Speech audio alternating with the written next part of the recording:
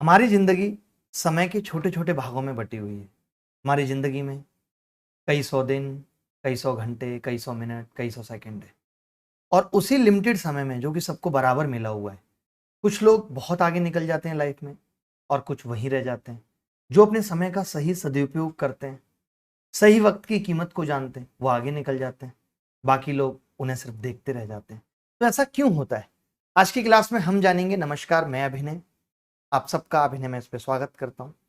आज की क्लास में हम यही जानेंगे।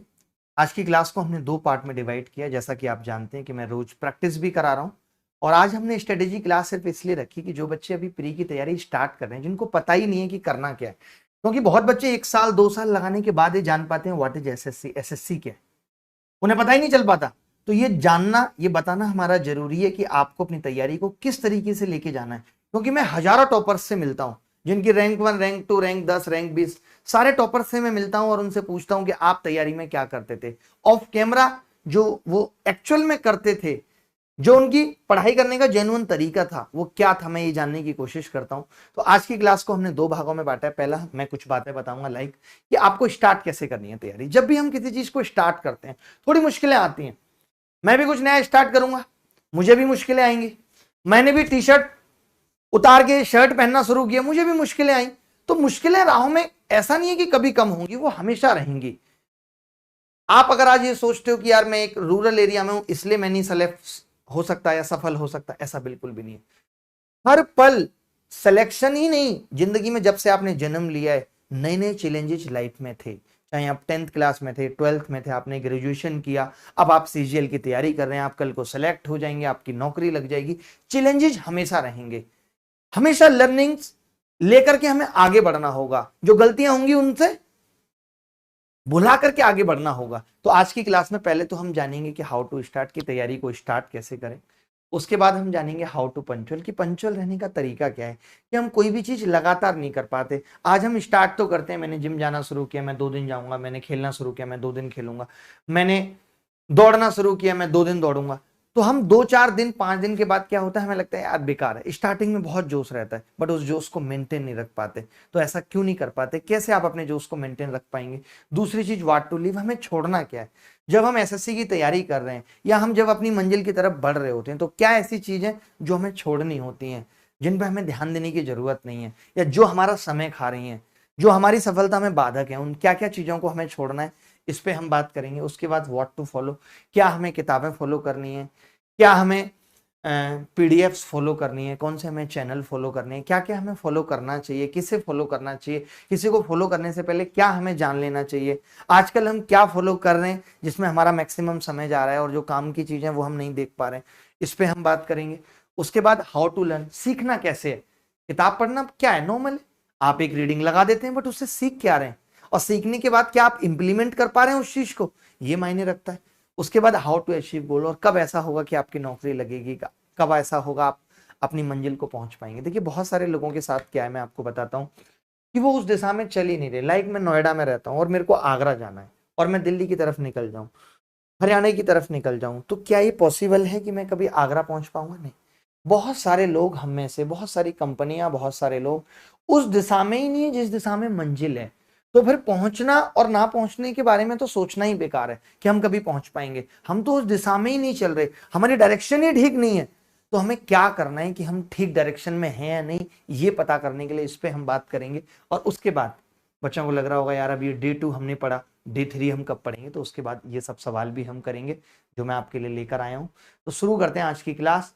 ये सब सवालों पे चर्चा होगी, बहुत औसम औसम सवाल, औसम औसम तरीके आप जानेंगे सवालों को करने के। तो पहली स्टेप से शुरू करते हैं। तैयार हैं आप सब? How to start.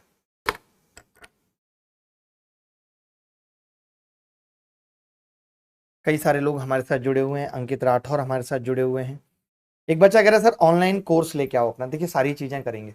आपको पता है कि जब मैं कोई चीज करूंगा तो वो बहुत बेहतर ही करूंगा, बहुत बेहतर करेंगे हम। उसके बाद फिर कहीं और जाने की या कुछ और करने की जरूरत नहीं रह जाएगी, उस हद तक करेंगे। ठीक है, तो पहले शुरू करते हैं सबसे पहले कि हाउ टू स्टार्ट। देखिए, जब भी किसी भी चीज की शुरुआत होती है तो बहुत सारे मन में ख्याल आते हैं, मैं ऐसा कर पाऊंगा या नहीं कर पाऊंगा, ये चीज मेरे से हो पाएगी या नहीं हो पाएगी, मेरा सिलेक्शन हो पाएगा या नहीं हो पाएगा।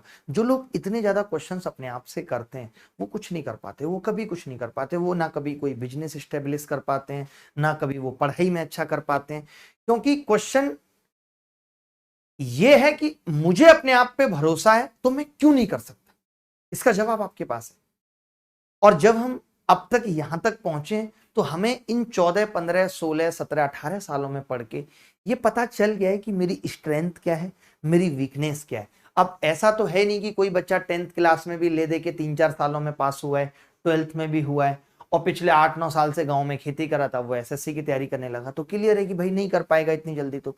लेकिन आप सब तो नॉर्मल तरीके से ग्रेजुएशन करके आए, तो कोई बड़ी बात नहीं है आपके लिए सीजीएल निकालना। देखिए, और मैं एक चीज कहता हूं कि अगर आप एसएससी की तैयारी कर रहे हैं तो आपका टॉप मोस्ट टारगेट होना चाहिए कि मैं तैयारी सीजीएल की करूंगा, भले ही मुझे देना सीएचएसएल भी है।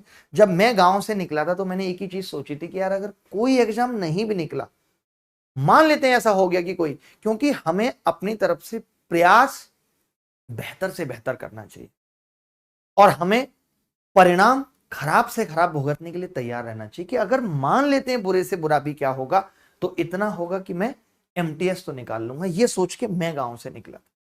जब आपकी सोच ये होती है कि मेरा एफर्ट 100% होगा और कुछ नहीं भी मिला तो मैं ये एग्जाम तो निकाल लूंगा या मैं ये तो लाइफ में कर ही लूंगा, वही लोग सफल हो पाते हैं। ठीक है, तो हमने कहा कि जब भाई स्टार्ट करने की बात आती है तो सबसे पहले क्या क्या चीजें हैं जो हमें जाननी चाहिए। मैंने ग्रेजुएशन किया, अब मैं एसएससी की तैयारी करना चाहता हूं, मुझे मालूम है कि मेरे पास सिर्फ 6 मंथ्स है।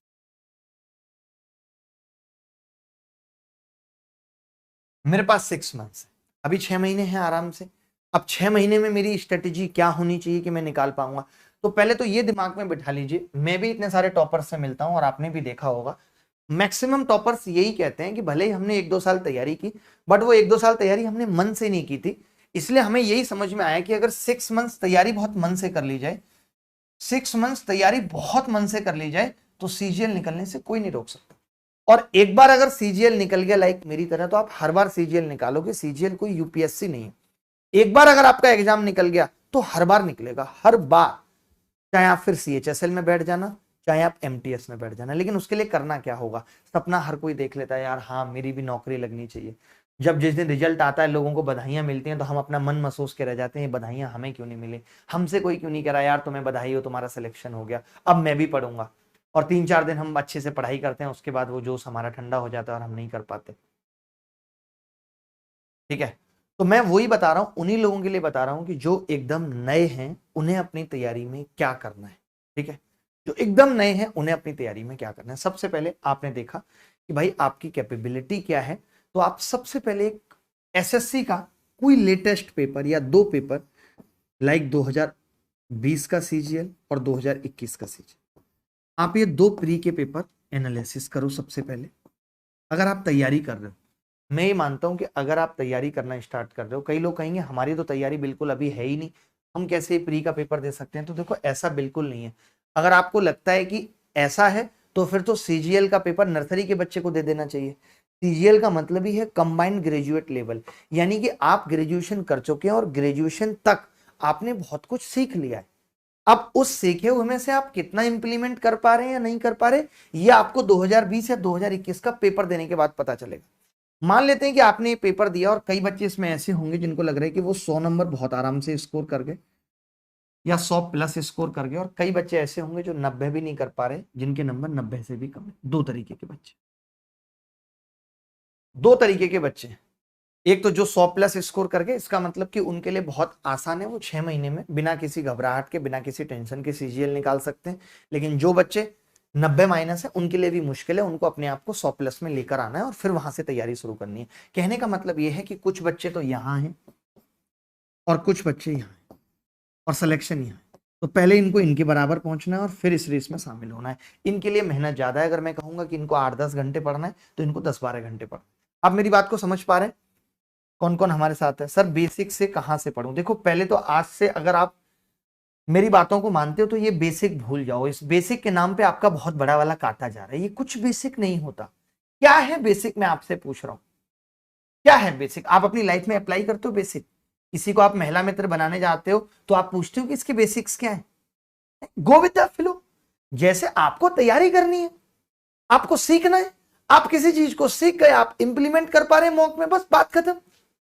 आप किस बेसिक के पीछे पड़े हो, मेरे को ये समझ में नहीं आता। किस बेसिक की चाह है? जीएस बेसिक से नहीं आती, इंग्लिश बेसिक से नहीं आती, गणित बेसिक से नहीं आती, रीजनिंग बेसिक से नहीं आती। ये बेसिक बेसिक करके आपके 3-4 साल खराब हो जाएंगे, आपको पता भी नहीं चलेगा, मैं बता रहा हूं। इस बेसिक में आप पागल हो जाएंगे, ना बेसिक पल्ले पड़ेगा और ना सिलेक्शन, और लोग सिलेक्शन लेके निकल भी जाएंगे। तो जब हम स्टार्ट कर रहे हैं तो सबसे पहले हमें 2 प्री के पेपर देखने हैं। उसके बाद प्री के पेपर देखने के बाद आपने डिसाइड कर लिया कि आप किस सेक्शन में आ रहे हैं, 100 प्लस वाले में आ रहे हैं, 90 माइनस वाले में आ रहे हैं। जो बच्चे 100 प्लस वाले में आ रहे हैं, मुझे लगता है कि उनको बहुत ज्यादा कोचिंग की भी जरूरत नहीं है।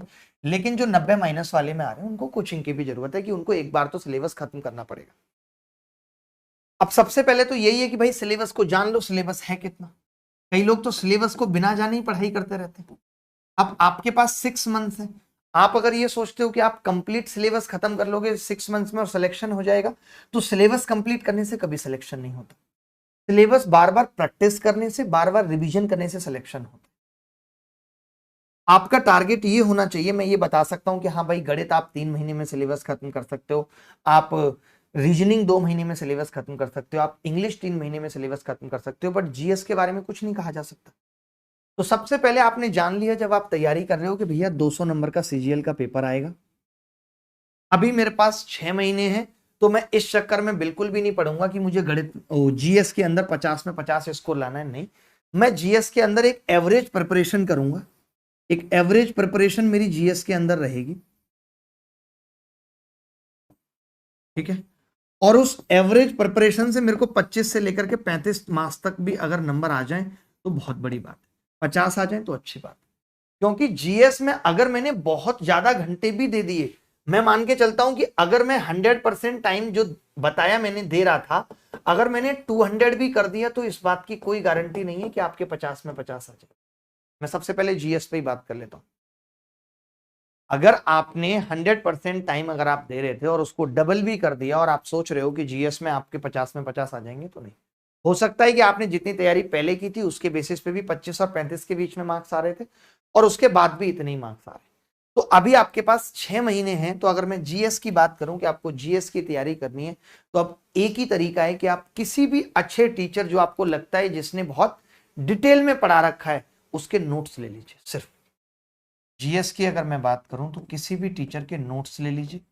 अगर आपको लगता है कि नहीं, मेरे को नोट्स से ज्यादा समझ में नहीं आ रहा है, मुझे ये पता नहीं चल पा रहा कि कैसे पढ़ना है, तो आप किसी भी टीचर की यूट्यूब पे यानी कि वाईटी पे, वैसे मेरी ये कोशिश है कि मैं अगले 15 दिनों में कुछ ऐसा करूं कि अभिनय मैथ्स पे बाकी सब्जेक्ट्स के टीचर भी आपके लिए ले आऊं फ्री क्लासेस के लिए। तो ये कोई बहुत आश्चर्य की बात नहीं होगी, बट मैं ये अलग से अनाउंस करके आपको बताऊंगा अगर ऐसा होता है। बट मैं अभी जो स्ट्रेटेजी बता रहा हूँ वो अभी के हिसाब से बता रहा हूँ कि भाई जीएस नोट्स के लिए आप 10 दिन किसी भी टीचर की वाईटी पे क्लास करके देख लीजिए कि जीएस पढ़ने का तरीका क्या।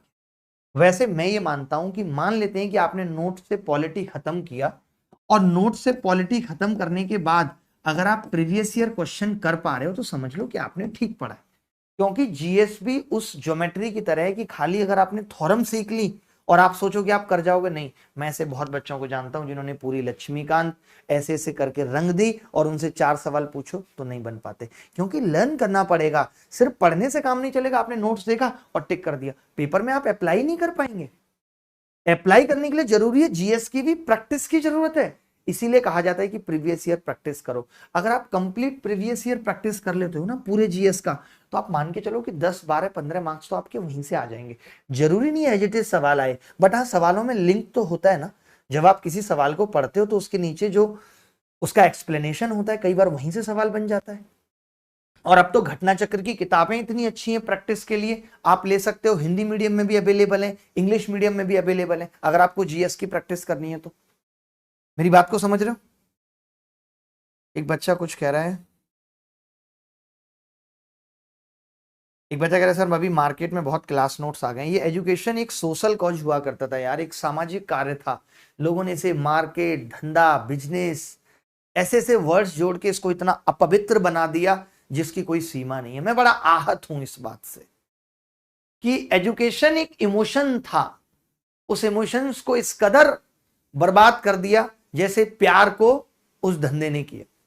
समझने वाले समझ गए होंगे चलिए आगे बढ़ते हैं, ठीक है। तो मैं ये कह रहा था कि जीएस की अभी तैयारी अगर सच में 6 मंथ्स है तो मैं कहूंगा कि 2 से 3 मंथ सिर्फ नोट्स पढ़ो, 2 से 3 घंटे पर डे नोट्स पढ़ो, नोट्स पढ़ो, और एक दिन छोड़ के एक दिन 1 घंटा कम से कम प्रैक्टिस। अगर आपने जीएस का सिलेबस खत्म करने की सोच ली और आपने क्लास लेना चालू कर दिया तो ये पूरा साल निकल जाएगा। 1 नंबर का तो फंसेगा नहीं उसमें से, मैं इस बात की गारंटी लिख के दे सकता हूं। वरना कोई बच्चा मुझे आके बता दे कि मैंने जीएस इस टीचर से पढ़ी थी और एज इट इज सवाल आ गए, मैं हाथ के साथ पैर दोनों कटवा दूंगा। अगर ऐसा हो जाए तो मैंने 5 बार सीजीएल निकाला है, बहुत बेहतर से समझता हूं कि जीएस में सीजीएल में क्या पूछा जाता है और लोग क्या पढ़ाते हैं। मैं गारंटी के साथ कह सकता हूं 1 नंबर का भी फंस जाए तो फंसेगा भी तो वो जो आपको ऑलरेडी आता होगा, जो आपको पहले से आता होगा। चैलेंज के साथ कह रहा हूं, इसीलिए रिक्वेस्ट भी कर रहा हूं और हाथ जोड़ के कि सच में अगर सीजीएल निकालना है, इतने सारे टॉपर्स के इंटरव्यू भी सुनते होंगे, किसी टॉपर ने ये नहीं कहा होगा कि हमने वहां से जीएस पढ़ी तो हमारे 45 नंबर आ गए। भाई आपने सुना है? 2 विद्यार्थी मेरे पास बैठे हैं, इन्होंने कभी आज तक नहीं सुना, और वही लोग सेलेक्ट होते हैं जो टॉपर्स से सीखते हैं। आपको पता है इंप्लीमेंटेशन सफल होने के लिए सबसे जरूरी है कि आपके टॉपर्स या जो लोग उस राह में सफल हो चुके हैं, हमने उनसे क्या सीखा। बट हम नहीं सीखते, हम खुद डिसाइड कर लेते हैं ओ ये टीचर अच्छा पढ़ाता है। कैसे पता चला? यार मैं उनकी क्लास में जाता हूं, मजा आ जाता है, इतनी अच्छी अच्छी स्टोरी बना के सर समझाते हैं जीएस को, वो कैप को, बस मजा आ जाता है। तो आप मजा लेते रह जाओगे। आपको अगर ये लगता है कि टीचर का पैरामीटर या आपके जीएस में मार्क्स इस बात पे डिपेंड करेंगे कि जीएस की क्लास में आपको सब कुछ समझ आ रहा है, तो आप बहुत बड़े बेवकूफ हैं। सब कुछ तो पढ़ाया ही नहीं जा रहा, समझ में कहां से आएगा? सब कुछ अगर आपको पढ़ाया ही नहीं जा रहा तो समझ में कहां से आएगा? मैं पूछ रहा हूं, पढ़ाया ही नहीं जा रहा सब कुछ तो आप देख लीजिए। वरना एक टॉपर का वीडियो आप मुझे लाके दिखा दीजिए कि यहां से पढ़ के जीएस में इतने अच्छे नंबर आए थे। बल्कि अभी आरआरबी एनटीपीसी का एग्जाम हुआ तो बच्चों ने जीएस वालों की वोट लगा दी। क्यों लगा दी? कि कुछ आया ही नहीं पढ़ा हुआ। तो इसीलिए मैं कह रहा हूं जब हमें पता है पढ़ा हुआ आएगा नहीं, इसमें 50 नंबर टारगेट करना बेवकूफी है, मेंस में ये है नहीं, तो उतना एफर्ट क्यों डालना है? क्यों उतनी मेहनत लगानी है? असफल होने की सबसे बड़ी वजह यही है। मैं ऐसे कितने बच्चों को जानता हूं जो आज तक 3-4 बार में भी प्री क्वालिफाई नहीं कर पाए, बट जीएस बहुत अच्छी है मेरी, 42 स्कोर कर लेता हूं। क्या हो जाएगा? मैं तो कहता हूं आप 50 स्कोर कर लेते हो। क्या सिर्फ जीएस में 50 स्कोर करने के चलते आपको नहीं लगता कि सारे सब्जेक्ट छूट जाएंगे? फोकस करना है तो इंग्लिश पे करो, मैथ्स पे करो, जिनका बड़ा वेटेज है। तो पहली चीज तो मैंने ये बताई कि जीएस में समय एकदम ना खराब करें, सिर्फ नोट्स खरीद लें। अगर आपको लगता है कि मैं नोट्स नहीं मिल पा रहे हैं तो मैं नाम भी बता देता हूं। अगर आप मुखर्जी नगर में रहते हैं या आपको ऑनलाइन भी नोट्स मिल जाएंगे, आप राजेश शुक्ला के नोट्स ले सकते हैं। अगर कुछ फंसेगा मैक्सिमम तो यहां से भले फंस जाए, बाकी तो मैं गारंटी नहीं ले सकता किसी की। राजेश शुक्ला एक जीएस के टीचर है, ऑनलाइन भी इनकी वीडियोज पड़ी हुई हैं, आप वो वीडियो से भी ये सीख सकते हो कि पढ़ने का तरीका क्या है। आप इन वीडियो से ये सीख सकते हो कि पढ़ने का तरीका क्या होना चाहिए। एक बुढ़े से टीचर है, मतलब एज्ड टीचर है, आपको लगेगा ये तो हंसी मजाक भी नहीं कर रहे, बड़े अजीब से पढ़ा रहे हैं, ऐसा हो सकता है। बट सच्चाई यही है कि इनके पढ़ाए हुए से मैं फिर भी ये कह सकता हूं कि 25, 27, 28 नंबर का आ सकता है। कुछ एक सब्जेक्ट्स पढ़ाते हैं हिस्ट्री या पॉलिटी, बट वहां से आपको तरीका आ जाएगा कि पढ़ना कैसे। ठीक है, पहली बात तो ये मैंने बता दी। जीएस के लिए प्रैक्टिस के लिए मैंने बता दिया, चाहे इंग्लिश मीडियम के हिंदी मीडियम के, आप घटना चक्र की किताबों से प्रैक्टिस करें, वो बेस्ट किताब है। और वो अब से नहीं है बेस्ट, हमारे टाइम पे तो आती भी नहीं थी इंग्लिश मीडियम की, तब से बेस्ट है, क्योंकि उनमें एक्सप्लेनेशन बहुत अच्छे से दिया होता है। और आज से ही शुरू कर दें। आज से मैंने आपको बता दिया कि 2 घंटे खुद से पढ़ना, नोट्स बनाने का वक्त नहीं है तो नोट्स दूसरों के लेंगे, किसी टीचर के लेंगे, या इनके नहीं मिल पाते तो किसी और टीचर के लेंगे जो आपको लगता है। बट 1 घंटे डेली प्रैक्टिस करनी है। 1 घंटे का मतलब हो गया 1 मिनट में भी लगाऊं तो मैं 60 सवाल मुझे जीएस के सीखने हैं, रटने हैं। 60 सवाल हर हाल में। मैं 3 महीने बाद फिर बताऊंगा स्ट्रेटेजी कि क्या होनी चाहिए। अभी मैं 6 महीने के हिसाब से बता रहा हूं आपको क्या करना है। तो जीएस में मैंने आपके 2 से 3 घंटे यानी 3 घंटे पर डे मैंने बता दिए कि जीएस में आपको क्या क्या करना है। रोज करंट अफेयर की क्लास देखने की कोई जरूरत नहीं है। यह समझ लो कि जो काम आप एक चीज देखते होगे कि कोई भी टीचर यूट्यूब पे करंट अफेयर पढ़ा रहा है या किसी ऐप पे करंट अफेयर पढ़ा रहा है, सबसे ज्यादा बच्चा पढ़ रहा है। और सेलेक्ट कितना होता है आपको मालूम है कि अगर 1 लाख मान लेते हैं, 1 लाख बच्चे तैयारी कर रहे हैं फॉर एग्जाम्पल, तो 10 बच्चे सेलेक्ट होते हैं। 10 शायद मैंने ज्यादा ले लिए, रेशियो की बात करूं मैं, इसका मतलब है कि ज्यादा लोग देख रहे हैं, यानी कि ज्यादा असफल लोगों की क्वांटिटी ज्यादा है। तो जो काम असफल लोग कर रहे हैं वो आप क्यों कर रहे हैं, वो आप क्यों कर रहे हैं भाई। आज स्थिति ये है कि जो आईएएस का टॉपर का इंटरव्यू आया था ना, मैंने वो इंटरव्यू सुना, तो वो पता है क्या कह रहा था कि मैं आज के दौर में न्यूज़पेपर पढ़ के अपना समय नहीं खराब करती थी। मैं क्यों करती, मैंने देखा था टेलीग्राम में कई लोग हैं जो न्यूज़पेपर में आई हुई इंपॉर्टेंट बातों को कट करके हाईलाइट करके भेज देते थे, तो मैं वहां से। आज स्मार्ट स्टडी का दौर है। आज कोई कहे कि मैं करंट अफेयर के लिए हिंदू न्यूज़पेपर पढ़ूंगा, कितने घंटे पूरे दिन में, 12 घंटे। अरे भैया, आईएएस की तैयारी करने वाले नहीं पढ़ रहे, क्योंकि आजकल साधन इतने आसानी से अवेलेबल होने लगे। पहले तो लोग मैगजीन से पढ़ के नोट्स बनाते थे, अब क्या जरूरत है, बिल्कुल कोई जरूरत नहीं है। कौन सी किताब आती है वो जो हम बता रहे थे, एक जो उस दिन डिस्कशन हो रहा था मनदीप के साथ, करंट अफेयर के लिए प्रैक्टिस के लिए हो रहा था। हाँ, मैं अभी बता दूंगा, आप पूछ लो उससे कौन सी किताब थी। एक किताब आती है वो मैं करंट अफेयर के लिए बता देता हूँ, बाकी वो प्रैक्टिस के लिए बता रहा हूँ। बाकी नोट्स किसी भी टीचर के फॉलो कर लो, नोट्स किसी भी टीचर के फॉलो कर लो। आपको लगता है, जैसे आज मैं देख रहा था काफी सारे टीचर हैं, कुमार गौरव उत्कर्ष क्लासेस, या फिर मैं और किसका नाम लूं करंट में, और कौन पढ़ा रहा होगा, हाँ वरुण अवस्थी है। और यूट्यूब पे कौन पढ़ा रहा है, यूट्यूब वालों की बात कर रहा हूँ मैं, सिर्फ यूट्यूब पे और कौन कौन पढ़ाता है, सिर्फ उनकी। तो मैं इनके नोट्स की बात कर रहा हूँ। क्या लेना है, इनके नोट्स लेने, नोट्स इनके लेने। अपने घर में कोई आपका भाई 10th 12th क्लास में पढ़ने वाला है, तो उसको कह दो भाई मुझे इनकी यूट्यूब की क्लास से स्लाइड की फोटो खींच के भेज दे, क्वेश्चन ही तो करा रहे हैं ना। अगर आप सच में सीजीएल निकालना चाहते हैं, मैं स्पेशली जो बता रहा हूं वो सीजीएल के लिए बता रहा हूं, मुझे मतलब सीजीएल से है, मैं स्पेशली सीजीएल के लिए ही पढ़ाता हूं, एसएससी के लिए पढ़ाता हूं, जिसमें सीएचएसएल एमटीएस सीपीओ ये 4 चीजें आती हैं। मैं रेलवे वगैरह इन सब के लिए नहीं पढ़ाता। जिस बच्चे को मैं गणित पढ़ाता हूं, कोई भी पढ़ सकता है, बट मैं ये जो स्ट्रेटेजी बता रहा हूं ये उन लोगों के लिए बता रहा हूं जो सीजीएल है। लास्ट के 15 मिनट, लास्ट के 5-7 मिनट उन लोगों के लिए बताऊंगा जो भी मेंस की तैयारी कर रहे हैं। तो अभी मैंने जीएस की समस्या सॉल्व कर दी, आपको कैसे करना है, नोट से ये पढ़ना है, प्रैक्टिस कैसे करनी है, किस किताब से करनी है, किसी टीचर की अगर वीडियो देख के सीखना है कि पढ़ने का तरीका क्या होना चाहिए, तो मैंने उस टीचर का नाम भी आपको बता दिया, उस टीचर का नाम आप देख लो, ठीक है। आगे बढ़ते हैं, जीएस की इतनी बात हो गई। वाकई में बहुत, मैं जिनकी बात कर रहा हूं ना, हालात ये तक भी हुए कि उनके बताए हुए 15 के 15 सवाल भी फंस गए किसी एग्जाम में। बहुत अच्छा पढ़ाते हैं, मतलब बहुत पुराने टीचर हैं, आप कोई नहीं पूछ रहा ना, लेकिन कंटेंट में दम है। आप ये मत सोचा करो कि किसी को बहुत लोग जानते हैं तो ये बहुत अच्छा होगा। राखी सावंत को सब जानते हैं, बट जब पिक्चर में कोई नहीं लेता, पिक्चर में लेने की बात आती है, हम तो आलिया को लेंगे।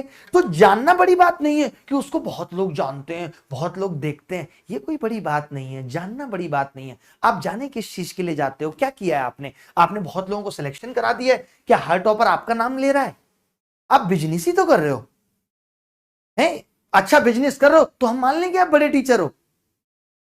बताओ आप, आज लोग एजुकेशन को कैसे बोलते हैं, अरे हमारा ब्रांड है बहुत बड़ा हो गया, अच्छा बिजनेस, धंधा अच्छा चल रहा, धंधा, दिस इज द धंधा। Education was a social cause, सामाजिक कार्य के लिए हमारे देश में शिक्षा और स्वास्थ्य कभी बिजनेस नहीं थे, इमोशन थे कि लोगों को शिक्षित करें तो देश आगे बढ़ेगा। लेकिन it is converted totally into the business. Discount model आ गए, तमाम तरीके के मॉडल हैं, अलग अलग मॉडल है, मैं भी एक्सप्लेन नहीं करूंगा, इन पे भी कभी बात करेंगे। बट सच में मुझे लगता है कि कुछ बदलने की जरूरत है, कुछ बदलाव की जरूरत है। मैं 2 साल सो क्या गया, लोगों ने तमाम गंदगी फैला दी, बट कोई नहीं, अभी वक्त आ गया है और बदलेंगे। एक बच्चा कह रहा सर आज आपकी पैंट ज्यादा उतर रही है, ये यार इसने बिल्कुल सही समझा, एकदम पैंट उतर रही है, वो पैंट नहीं है पजामा है ना, और वो भी लीनन है तो वो खिसकता रहता है, कोई बात नहीं। चलिए, हमने इस पे बात की, मैं बहुत सारी चीजें आपके लिए लेके भी आ रहा हूं, मैं बस अभी बताना नहीं चाहता कि जब चीजें आ जाएं और तब बताएं तो बहुत अच्छा लगता है। अब हमने जीएस की बात कर ली, मैंने टीचर बता दिया, मैंने किताब बता दिया, पर डे कितना पढ़ना है मैंने ये बता दिया, प्रैक्टिस कैसे करनी है, खाली पढ़ने से काम नहीं चलेगा, मैंने वो भी बता दिया, ठीक है। अब मैं बात करता हूं रीजनिंग की, जो कि आजकल सबसे बड़ा मुद्दा बना हुआ है। मैं जब अभी तेजा से मिला था, पता उसने क्या कहा कि सर मैं रीजनिंग में बहुत मात खा रहा था, लगातार 2 बार, क्योंकि रीजनिंग क्या हो, 2 चीजें हुई हैं। इंग्लिश 2017 के बाद बहुत आसान हो गई है, जितनी आसान इंग्लिश अभी आती है, अगर शायद उस वक्त आती होती जब हम थे तो हम भी 190 नंबर ले आते, बट कहाँ हमारी ऐसी किस्मत। हमारे टाइम पे बड़ा मुश्किल इंग्लिश आया करती थी। आप चाहो तो उठा के देख लेना पेपर 2012 13 14 का, आपको पता चल जाएगा। लेकिन ऐसा जरूरी नहीं है कि इंग्लिश हमेशा आसान आती रहेगी, ये भी एक दिन मुश्किल आएगी, मैं इस बात को फैक्ट बता रहा हूँ, ठीक है। तो मैंने कहा रीजनिंग मुश्किल आने लगी है। और रीजनिंग एक ऐसा सब्जेक्ट है कि अगर मैं तैयारी नहीं करके गया तो ऐसा भी हो सकता है मेरे 35 मार्क्स आए। और रीजनिंग में 50 से कम लाना एक श्राप है। अगर आपके रीजनिंग में 50 से कम मार्क्स आ रहे हैं तो सोचो आपको श्राप मिला हुआ है, कोई बहुत बड़े बाबा का श्राप मिला हुआ है। अगर आपके 50 से कम आ रहा है, 35 तक लोग चले जाते हैं। सोचो क्यों चले जाते हैं? क्योंकि वो हल्के में ले लेते हैं। रीजनिंग को हर आदमी हल्के में ले लेता है तो हल्के में लेने वाली चीज ये नहीं है कि मैंने कह दिया भारी में ले लिया तो आपने 4 ट्यूशन लगा लिए रीजनिंग के, सुबह शाम तक आप रीजनिंग पढ़ रहे हैं। रीजनिंग के बैच में महिलाएं ज्यादा रहती हैं, उनको कम समझ आ रहा है तो अरे मैं तो जाऊंगा, उसमें सीमा है, उसमें पूजा है, उसमें रेखा है, किसी को तो मेरा कॉन्सेप्ट समझ आएगा, मेरा प्रपोजल समझ आएगा। ऐसे नहीं करना। रीजनिंग में ये मान के चलो किसी कोर्स को मेरे हिसाब से परचेज करने की जरूरत नहीं है। अगर आपको लगता है फिर भी नहीं लेना है तो आप कोई छोटा मोटा कोर्स ले लो, कोई बहुत लंबा कोर्स तो होता नहीं है रीजनिंग का। बट उससे ज्यादा जरूरी ये है कि 2017 से लेकर के 2021 तक आप सिर्फ रीजनिंग का पर्टिकुलर प्रैक्टिस सेट लगाओ। सबसे पहले आपको क्या करना है, जैसे आपको लगता होगा रीजनिंग हमें तो आती है, बट सिर्फ आने से काम नहीं चलेगा। आने का मतलब है कि इन 50 के 50 नंबर को आप 15 से 17 मिनट में अगर सिक्योर कर पा रहे हैं तो समझो रीजनिंग आपको आती है, वरना नहीं आती। बल्कि और कम मिनट में अगर आप रीजनिंग में 50 नंबर सिक्योर कर पा रहे हो, वो भी 15 से 17 मिनट में, तो आप समझो कि आपको रीजनिंग आती है और बेहतर आती है, वरना नहीं आती। अब ये पता कैसे चलेगा कि हमें रीजनिंग आती है नहीं आती? ये सबसे बड़ी बात है। तो इसके लिए जरूरी है कि आप पहले 2017 से 2021 तक जितने भी पेपर हुए हैं एसएससी के, उनकी रीजनिंग को एक बार करके देखो। और जो सवाल नहीं होते हैं, जो टाइप आपको नहीं आते, वो आपको पता लग जाएगा कि मुझे ये नहीं आता, मैं ट्राइंगल नहीं गिन पाता, मैं सीरीज नहीं कर पाता। तो इसके लिए आप सीख सकते हो। मान लेते हैं कि आपको सीरीज नहीं आता, आपने डाला सीरीज टॉपिक, यूट्यूब पे 36 लोगों के वीडियो मिल जाएंगे, वहां से आप सीख लोगे। बट मेन रीजनिंग में क्या है? प्रैक्टिस। और मैं ये मानता हूं कि इतनी काफी है। 2017 से लेकर के 2021 तक कम से कम 200 सेट तो मिल ही जाएंगे 25-25 सवालों के। और 200 सेट अगर आपने 25-25 सवालों के कर लिए, वो भी टाइम लगा के, कि 15 मिनट में हो रहा है नहीं हो रहा, तो दुनिया की कोई ताकत नहीं है कि आपको रीजनिंग में 50, 48, 49 नंबर लाने से रोक ले और आप 15 मिनट में ही कर पाओगे। फैक्ट है यार। हम अपने टाइम में, जो कि अपने आप को गणित का बादशाह समझते थे, हमने रीजनिंग को 15-15 दिन दिए और 50-50 प्रैक्टिस सेट किए कि कम टाइम लाना है। भाई मैं रीजनिंग से ही तो टाइम बचाऊंगा, मैं जीएस इंग्लिश से ही तो टाइम बचाऊंगा, तब तो मैं गणित को दे पाऊंगा। वरना हम यही कहते रहता है टाइम कम पड़ जाता है। कितने बच्चे टाइम कम पड़ जाता है? अरे टाइम कम नहीं पड़ता पागल, तुम्हें आता नहीं है, तुम्हें आता नहीं है भी, इसलिए टाइम कम पड़ जाता है। तुम्हारे रास्ते ठीक नहीं, तुम हमेशा जाम वाला रास्ता ले लेते हो, तो कैसे सही टाइम पे पहुंचोगे? जाके मिलते हो उससे, वो फ्रस्ट्रेट होती है, हमेशा लेट आते हो, तुम्हारा तो यही नाटक है, मुझे नहीं पीनी कोई कॉफी सॉफी, बाहर में जाओ तुम, मैं मिलूंगी भी नहीं आज के बाद तुमसे। ये स्थिति हो जाती है। A to Z quant batch कब लेके आ रहा हूं? आज अनाउंस हो जाएगा, बस 10 मिनट का इंतजार हो। A to Z क्वांट 2.0 कब आ रहा है? अभी अनाउंस हो जाएगा। कितनी मस्ती के साथ पढ़ेंगे ये भी। और मैंने ये भी कहा है, जो मैंने राजेश शुक्ला का नाम लिया है ना, मैं ये भी ट्राई करूंगा कि मैं इनको कांटेक्ट करूं कि यार हमारे चैनल पे आप फ्री पढ़ाओ, और जो कि भी आपकी अफोर्डेबिलिटी कॉस्ट है we will pay for you, मतलब आप लोगों के लिए हम ये कर सकते हैं उनको, ठीक है? क्योंकि जीएस में बहुत बड़ा गैप है। हर बच्चा ये कह रहा है कि जीएस में पढ़ा हुआ नहीं फंस रहा। और जब मुझे याद है कि जब हम इनके साथ पढ़ाते थे, ये कहते थे कि हमारा पढ़ा हुआ इस कदर फंस गया कि लोगों ने कह दिया कि पेपर आउट कराएं। भाई इनका कैसे पढ़ जाता था? एक तो आजकल क्या है, ऑनलाइन के दौर में हर कोई टीचर बन गया, कुछ करना ही नहीं है, एक कॉपी खोल लो, ऑनलाइन में पढ़ाना है, बैठ के पढ़ पढ़ के ये लो ये लो ये लो, पता ही नहीं खुद कि पढ़ाना क्या है। और चबी को इसको सब पता है। बच्चे ने सवाल पूछा, साइड में गूगल टैब खोला, सीधे आंसर। ऑनलाइन में 99% टीचर ऐसे जिन्होंने कभी ऑफलाइन पढ़ाया ही नहीं।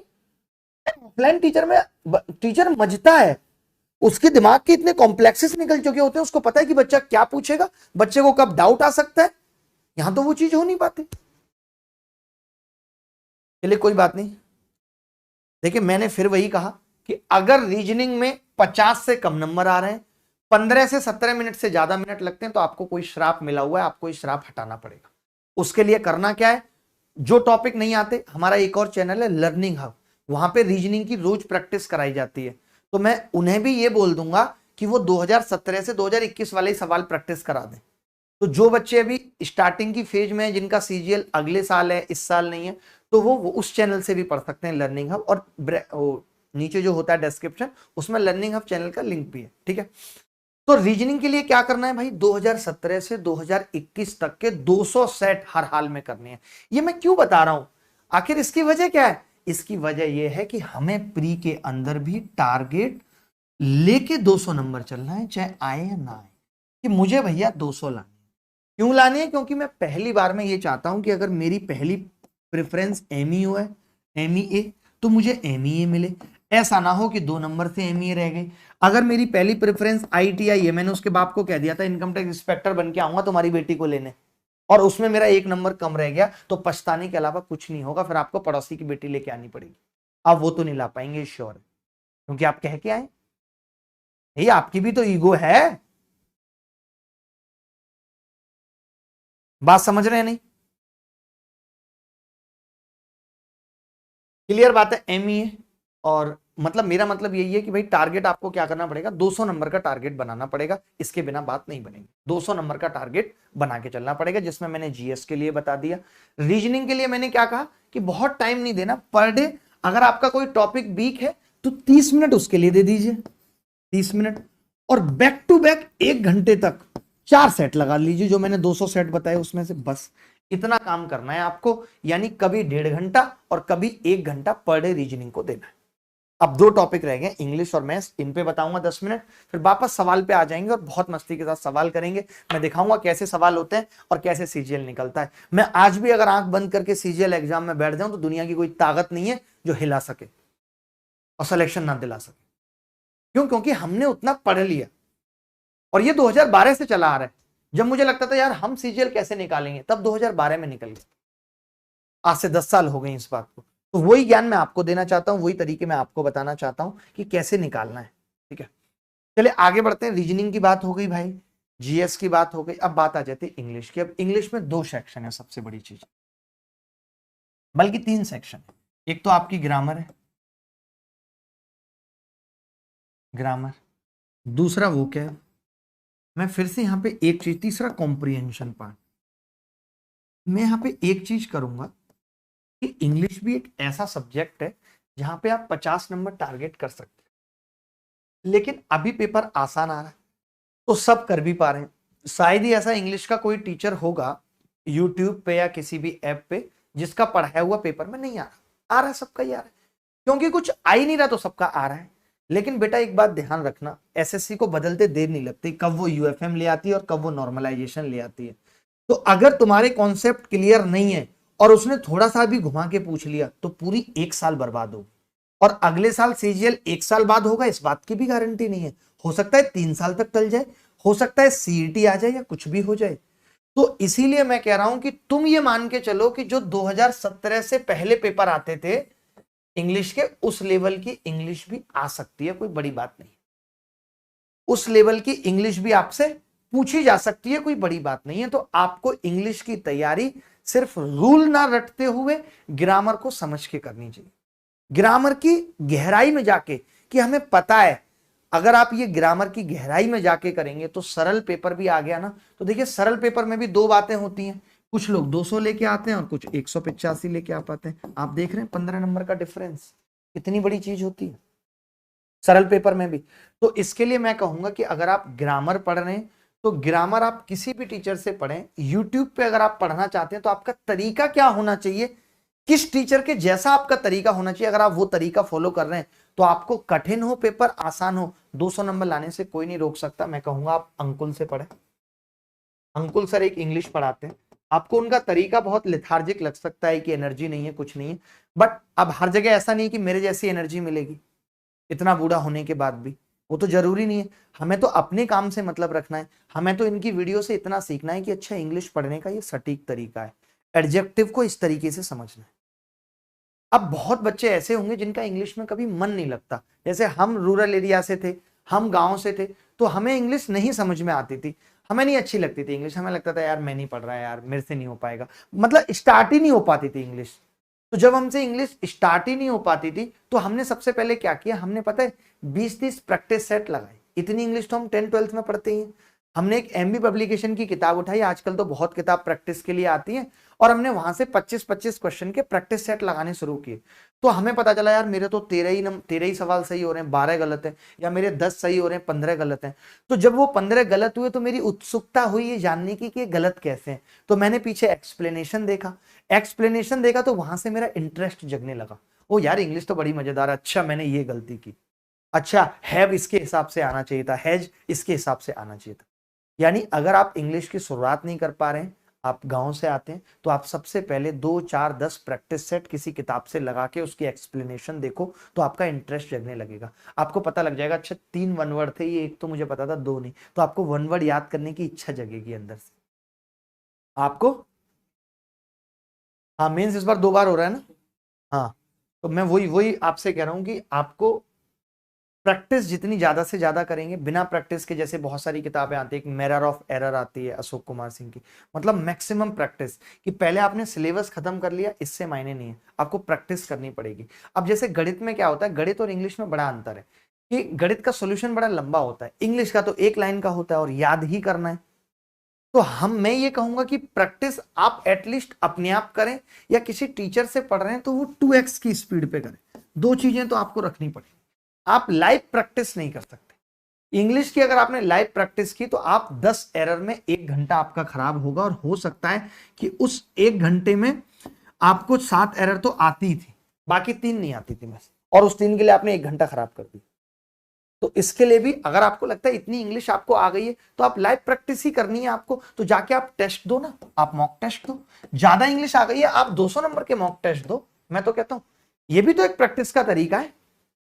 Mock test is the best way to practice, best way. एक बच्चा पूछा सर ऑफलाइन कब पढ़ाएंगे? यार ऑफलाइन 5 से 10 दिन के अंदर स्टार्ट कर देंगे, पूरी प्लानिंग कर ली है। ऑफलाइन क्लासेस जरूर चलाएंगे, क्योंकि हमने अपना सपना जो शुरू किया था वो ऑफलाइन से ही शुरू किया था। वहां हमारे इमोशंस जुड़े हुए हैं, जहां मैं बच्चों से मिलता हूँ, उनकी समस्याओं को सुनता हूँ, उनसे बात करता हूँ, उनके कंधे पे हाथ रख के उन्हें हिम्मत देता हूँ, तो वो चीज मिसिंग है। इसलिए मैं ऑफलाइन क्लासेस तो पढ़ाऊंगा ही पढ़ाऊंगा, और एज सुन एज मैं आके ये अनाउंस कर दूंगा, ठीक है।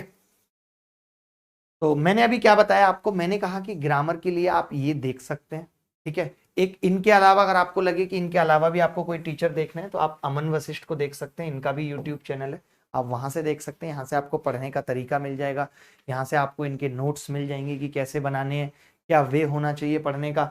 और दूसरी चीज अब आती है वोकैब की बात। तो वोकैब जैसे आप देखते होगे कि बहुत सारे टीचर पढ़ाते हैं, तो वो याद कराने की ट्रिक बताते हैं कि भाई इस तरीके से याद कर लो, और हमें लगता है यार बड़ा मजा आ रहा है, बड़ा मजा आ रहा है।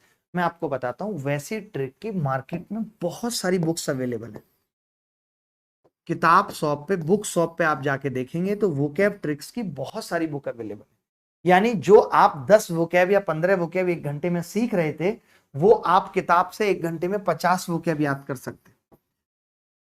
और हमारे टाइम से ही आती है। राजेश्वरी पब्लिकेशन की किताब आती थी ललित की, जो लड़का कैग में ऑडिटर था, उसने सारी वोकैब की ट्रिक्स निकाल के किताब लिखी थी। 6-7 वॉल्यूम आते थे, पतले पतले, 8-8, 10-10 रुपए के, 15-15 रुपए के, वो आप ले सकते हैं।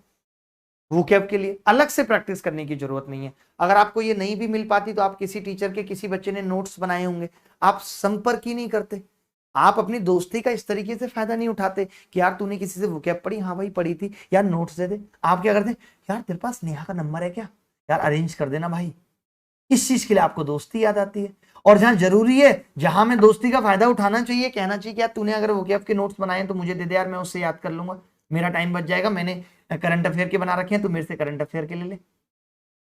आपने अगर कॉलेज से पढ़ाई की है, बीटेक किया होगा, तो आप देखते होगे कि क्लास में 1 या 2 बच्चे ही नोट्स बनाते थे, बाकी सब उन्हीं के नोट्स से पढ़ते थे। तो आपको क्यों मेहनत करनी है? जिसने मेहनत कर ली उसका फायदा उठा लो। या आपको नहीं नहीं नहीं अवार्ड मिलेगा, साहब ने खुद से नोट्स बना के लड़का सेलेक्ट हुआ है। सेलेक्ट हो गए तब तो आप तो खुद से नोट्स बनाने में सारा टाइम चला जाएगा आपका। अच्छा, कॉम्प्रिहेंशन पे फोकस करना क्यों जरूरी है? आजकल गणित में, रीजनिंग में, किसी में भी लंबे लंबे सवाल आ जाते हैं, और हम लंबे सवाल देख के तुरंत डरने लगते हैं। हमें समझ नहीं आता यार मुझे क्या करना चाहिए, मुझे क्या करना चाहिए, मैं सवाल पढ़ना ही नहीं चाहता। क्यों? क्योंकि हमारी कॉम्प्रिहेंशन स्किल बिल्कुल भी अच्छी नहीं है, और इसकी कोई ट्रिक नहीं है। जो ये कहता है ना कि कॉम्प्रिहेंशन की ट्रिक है, वो बेवकूफ है। कोई ट्रिक है ही नहीं कॉम्प्रिहेंशन की। ये सारा गेम प्रैक्टिस का है। मेरी इंग्लिश की अंडरस्टैंडिंग जितनी अच्छी होगी, जितनी मुझे ग्रामर आती होगी, जितनी अच्छी मुझे वोकैब आती होगी, कॉम्प्रिहेंशन में अपने आप बेहतर कर लूंगा, अपने आप क्लोज टेस्ट मेरा बेहतर हो जाएगा। बहुत बेसिक से रूल है। तो इनकी ना तो किताब लेने की जरूरत है, आप किसी भी टीचर की अगर आप देखना चाहें तो मुझे लगता है कॉम्प्रिहेंशन के लिए आप डॉक्टर विकास दिव्यकीर्ति की वीडियो देख सकते हैं। सी सेट में भी बहुत कॉम्प्रिहेंशन आता है, तो वो 8-10 बेसिक बेसिक रूल बताते हैं कॉम्प्रिहेंशन के, वो आप पढ़ सकते हैं, वहां से देख सकते हैं। और बाकी close test comprehension, there is nothing to do except practice. Practice के अलावा कुछ नहीं करना, सिर्फ और सिर्फ प्रैक्टिस करनी है कॉम्प्रिहेंशन की, दैट्स इट।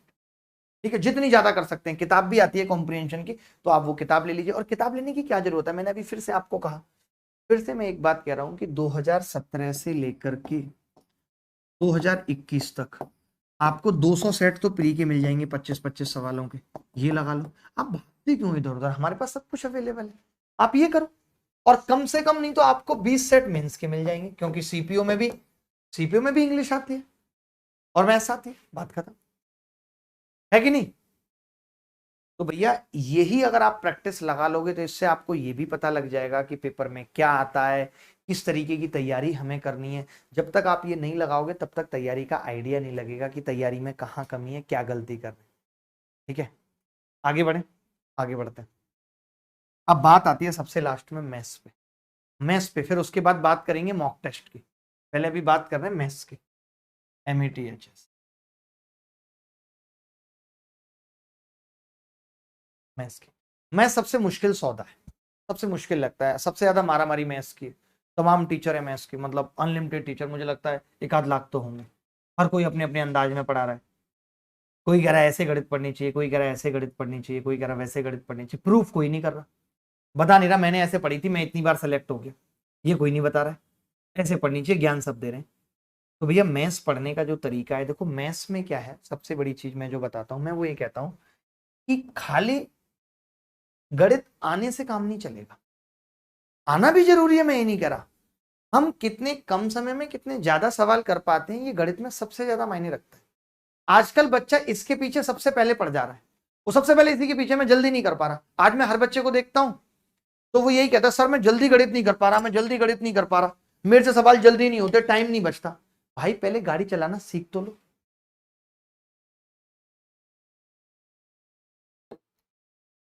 अगर आप गाड़ी चलाना सही से सीखे नहीं और आपने तेज चलाना शुरू कर दिया तो एक्सीडेंट हो जाना तय है। तो सबसे पहले काम क्या होगा कि सबसे पहले गाड़ी चलाना सीख, यानी मुझे कंप्लीट एक बार मैथ्स का सिलेबस खत्म करना, कंप्लीट मुझे एक बार मैथ्स का सिलेबस खत्म करना है। सबसे पहले, सबसे पहली चीज क्या है कि मुझे कंप्लीट एक बार मैथ्स का सिलेबस खत्म करना है। अगर मैंने ये सिलेबस खत्म कर लिया, उसके बाद शुरू होती है कि मैं अब स्पीड के पीछे भागूंगा। अब स्पीड भी कब आएगी, जब एटलीस्ट कम से कम 2 बार मैं सिलेबस खत्म कर लूं। तो आप में से कितने सारे लोग ऐसे होंगे, गणित में मुझे ज्यादा कुछ बताने की जरूरत नहीं पड़ेगी क्योंकि गणित तो मेरे हाथ में, जिन्होंने हमारा A to Z quant batch पढ़ा है। मैं कई बैच कंप्लीट पढ़ा चुका हूं यूट्यूब पे। ठीक है, लेकिन क्या होता है कि हर बार अपडेशन की जरूरत होती है, बच्चे को लगता है कि टीचर लाइव आके पढ़े। तो अब मैंने काफी दिन से हम रिकॉर्डेड वीडियोज डाल रहे थे जो कि हमारे पुराने ऑफलाइन बैच की थी, क्योंकि मुझे लगता था something is better than nothing. अगर मैं कुछ और नहीं कर रहा हूं तो कम से कम ये करूं। तो आज मैं एक बड़ी अनाउंसमेंट कर रहा हूं कि हम फिर से मैथ्स का कंप्लीट सिलेबस स्टार्ट कर रहे हैं, कंप्लीट कोर्स स्टार्ट कर रहे हैं। हम हमेशा नाम देते हैं A to Z quant, A to Z quant हम खत्म कर चुके हैं, तो अब हम इसका नाम रखेंगे A to Z क्वांट 2.0। हर चीज इसमें होगा क्या, मैं बहुत आराम से सब कुछ टाइप वाइज पढ़ा, टाइप वाइज।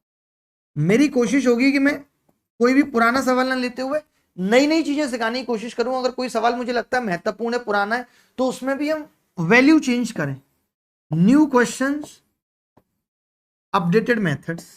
अपडेशन गणित में बहुत ज्यादा है, मुझे खुद लगता है। आपने देखा होगा मैंने रिकॉर्डेड क्लास में CI नहीं डलवाई, जब भी हमने कोर्स पढ़ा है मैंने CI नहीं डलवाई हमेशा। क्यों? क्योंकि CI में मुझे हर दिन, हर बार जब मैं पढ़ाता हूं CI, मुझे लगता है यार ये नया है, मुझे ऐसे पढ़ाना चाहिए। कंपाउंड इंटरेस्ट मेरा आज की डेट में अर्थमेटिक का सबसे फेवरेट टॉपिक है, जहां मैंने उसको चकनाचूर कर रखा है। तो हम कंपाउंड इंटरेस्ट से ही शुरू करेंगे। कंपाउंड इंटरेस्ट हमने पढ़ाई नहीं है, तो हम सिंपल इंटरेस्ट और कंपाउंड इंटरेस्ट से ही शुरू करेंगे। पहली क्लास हमारी यही होगी A to Z क्वांट 2.0 में। अपडेटेड सीट्स देंगे हर बच्चे को, कंप्लीट सीट्स भी देंगे टेलीग्राम पे कि आप प्रैक्टिस कर सकें। आपको ये लगेगा कि हम बहुत ही स्ट्रक्चर्ड वे में पढ़ रहे हैं। फ्री जरूर होगा, हम ऐप पे भी लेके आएंगे जब लेके आएंगे कोर्स, लेकिन अभी हम यूट्यूब पे ही आपको दे पाएंगे A to Z क्वांट 2.0। ठीक है, कब से स्टार्ट करेंगे बता देता हूं आपको। आज कितनी तारीख हो गई? आज तारीख हो गई 12 जुलाई। 12 जुलाई डे क्या है आज? आज ट्यूसडे है, तो नेक्स्ट मंडे का क्या पड़ेगा? जब तक इस बैच के बारे में बच्चों को पता भी चल जाएगी, क्योंकि 6 महीने हमें लगाने पड़ेंगे। 18 तारीख मुझे लगता है 18, तो 18, आज से 6 दिन बाद 18 जून से हम ये स्टार्ट करते हैं, या संडे से भी शुरू कर सकते हैं। मुझे लगता है मंडे से ही क्यों करें, संडे भी अच्छा दिन है, संडे से शुरू कर सकते हैं। संडे को ही शुरू करते हैं, संडे को ही शुरू करते हैं, 17 जून से शुरू करते हैं, मजा आ जाएगा। 17 जून से शुरू करते हैं, ठीक है। और टाइमिंग क्या रहेगी वो मैं एक बार आपको बता दूंगा, लेकिन कंप्लीट पढ़ेंगे। रोज कोशिश करेंगे कि 1 घंटे की जगह 1.5 घंटे की क्लास हो, क्योंकि हमारे पास वक्त कम है। अगर मैं ये मानता हूं कि मैं 180 घंटे पढ़ाऊंगा, तब कहीं जाके ऐसा हो पाएगा कि आपके प्री में 50 आउट ऑफ 50 आ पाए। ये जिम्मेदारी मेरी है। आप ये मान के चलना कि 100 घंटे 180 घंटे की क्लास जो मैं यूट्यूब पे लूंगा, इससे बाहर कोई भी सवाल नहीं आएगा। 0 क्वेश्चन आउट ऑफ दिस, इससे बाहर कोई सवाल नहीं है। हर एक सिंगल सवाल छोटा बड़ा इससे ही आ जाएगा। अभी जुलाई चल रही है ना भाई, जून चल रहा है। जुलाई मैंने जून लिखा है ना, अच्छा से वही मैंने कहा यार, जुलाई आ गई अब तो। जुलाई 17 जुलाई से स्टार्ट करेंगे। 1.5 घंटे की कोशिश करेंगे कि क्लास रहे, ठीक है।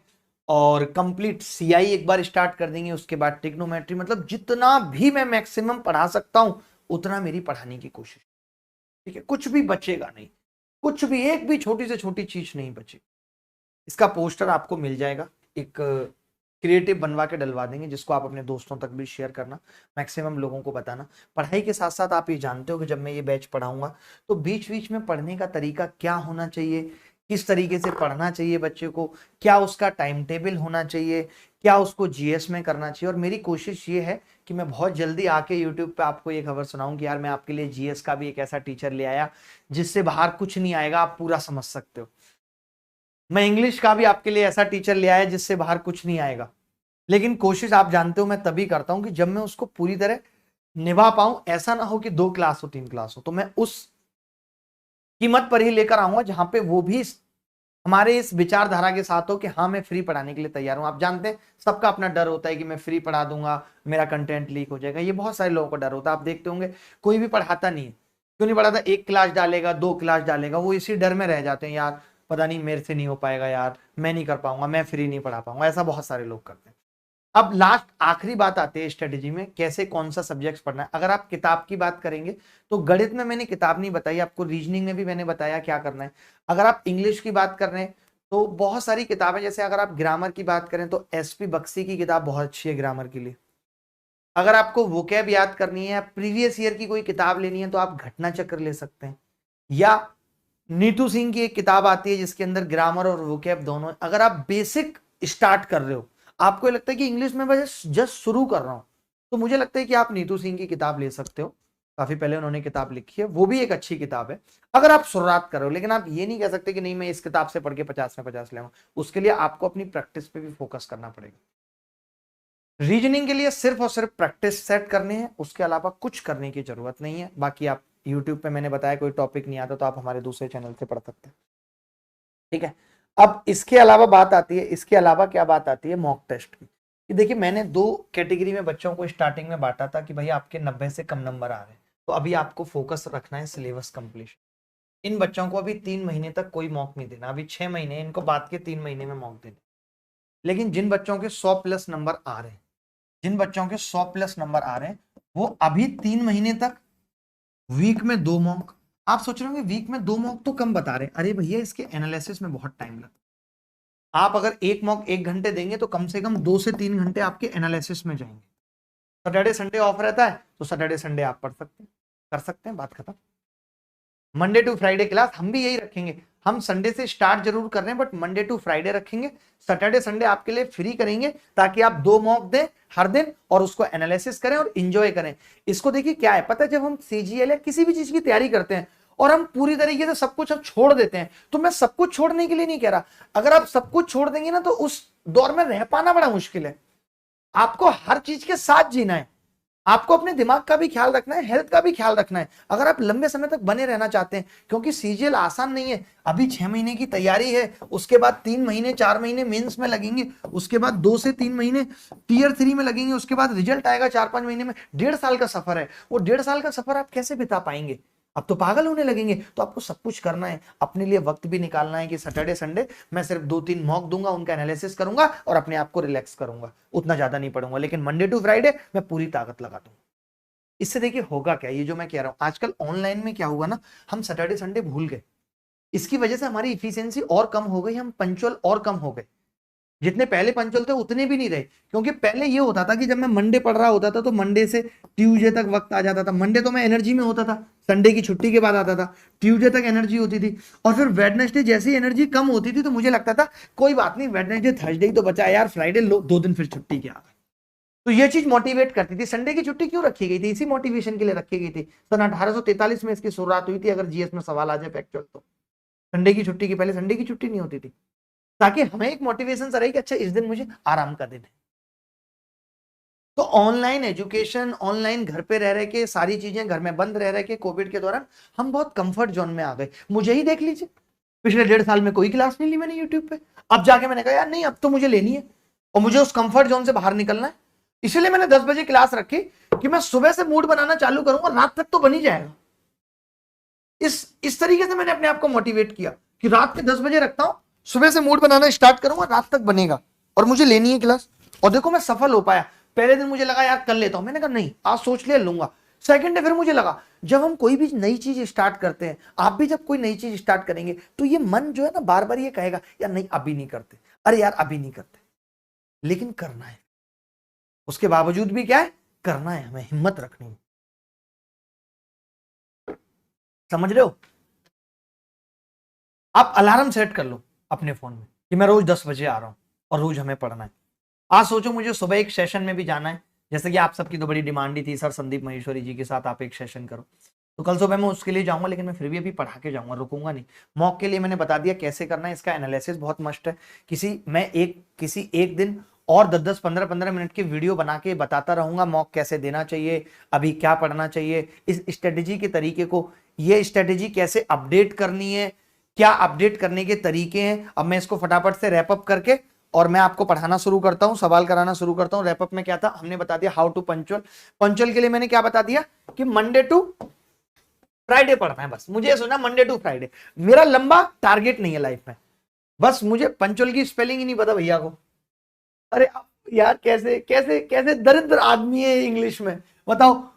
पंचकुटल लिख रहे हैं, पंचकुटल, वाह वाह वाह वाह वाह वाह वाह। पंचुअल की स्पेलिंग होती है PANCTUL, पंचुअल, पंचुअलिटी। इंग्लिश हमें बहुत अच्छे से आती है, हमें ही पता है इंग्लिश का क्या है। तो हाउ टू पंचुअल रहने के लिए सबसे जरूरी है कि आपको वो कंफर्ट जोन, आपका दिमाग बार बार कहेगा नहीं करना। जिस दिन आपको लगे कि यार मेरा आज बिल्कुल पढ़ने का मन नहीं है, आपको लगेगा ना, जैसे कल जब मैं क्लास लेने आया था, मैं आपको अपनी बताता हूँ, कल जब मैं क्लास लेने आया था तो मुझे लगा यार मैं नहीं ले रहा क्लास, आज नहीं पढ़ा। फिर पता मैंने क्या सोचा, मैंने कहा कोई बात नहीं, 2 दिन जब मैं पहले भी जहां क्लास लिया करता था तो वहां भी मुझे ऐसा लगता था आज मन नहीं है क्लास लेने का, तो पता है मैं पहले क्या करता था, मैं सोचता था यार 10 मिनट लेके छोड़ दूंगा, फिर 10 मिनट, फिर 15 मिनट लेके छोड़ दूंगा, और मुझे पता है मैं 2-2 घंटे क्लास ले लिया करता था।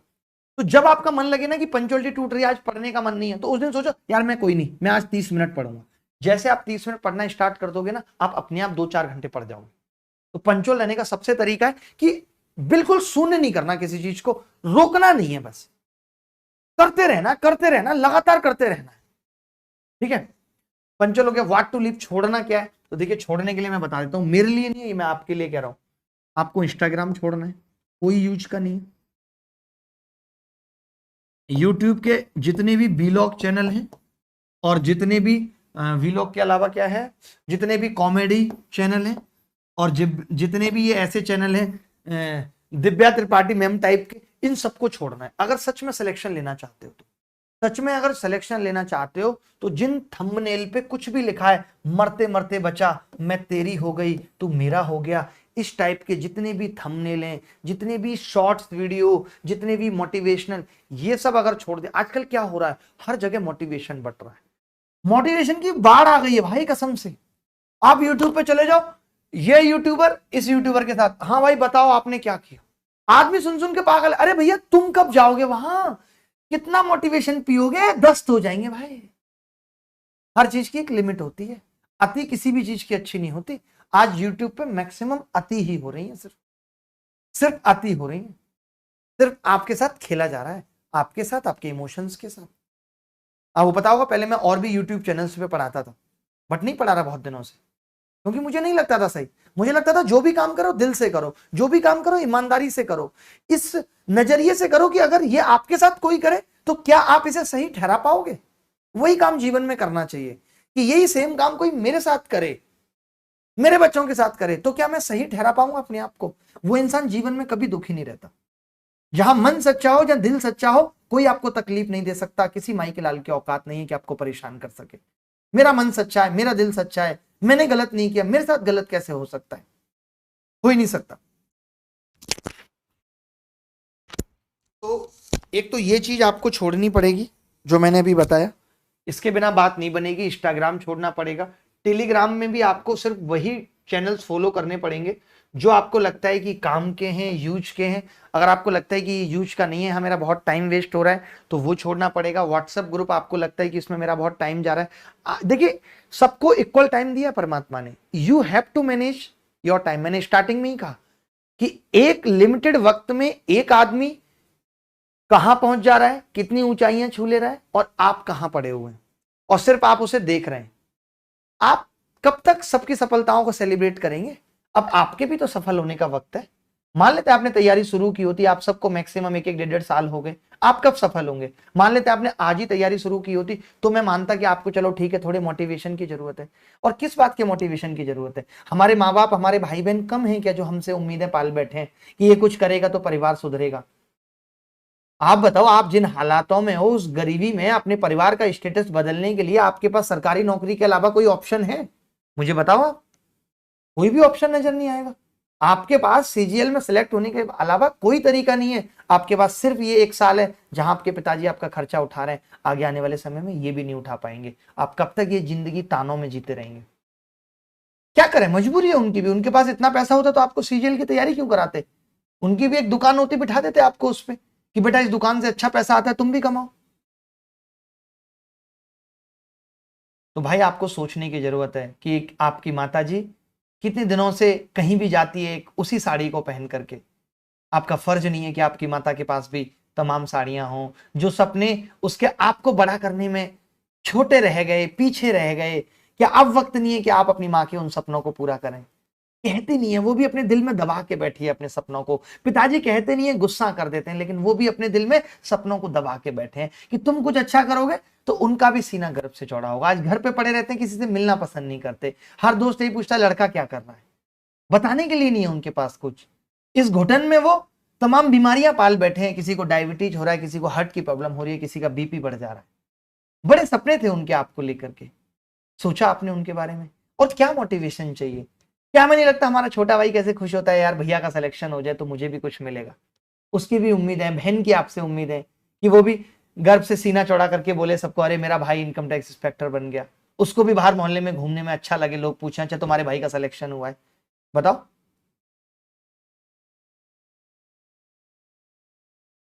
देखिए ये मत सोचो, मैं तो ये कहता हूं, कई लोग कहते हैं कि वैकेंसी कम है।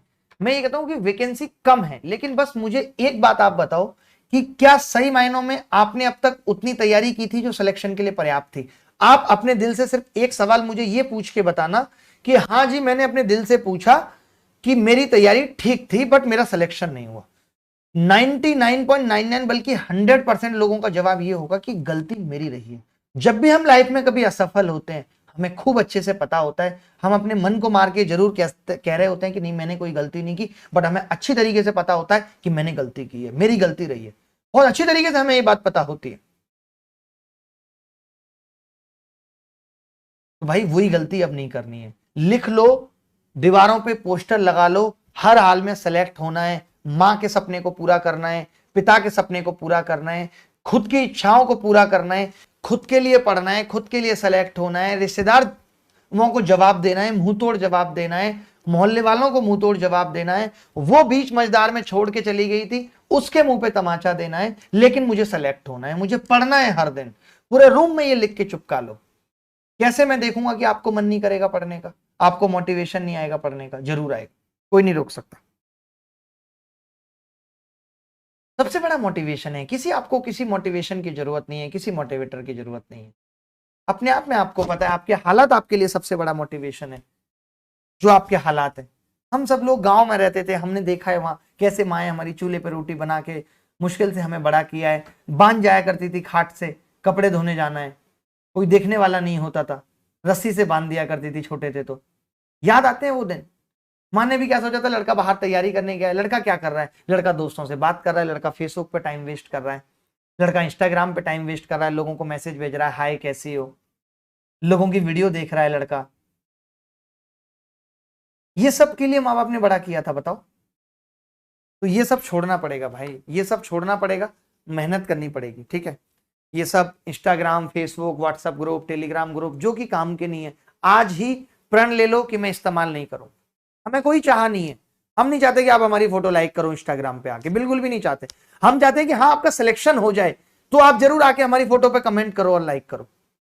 बट हम नहीं चाहते कि आप अभी सिलेक्शन में भी नहीं हो और आओ हमें इंस्टाग्राम पे फॉलो करो, आओ हमें ट्विटर पे फॉलो करो। हम बिल्कुल भी नहीं चाहते। हम कहते हैं आप अपनी पढ़ाई करो, आप अपनी पढ़ाई पे फोकस करो।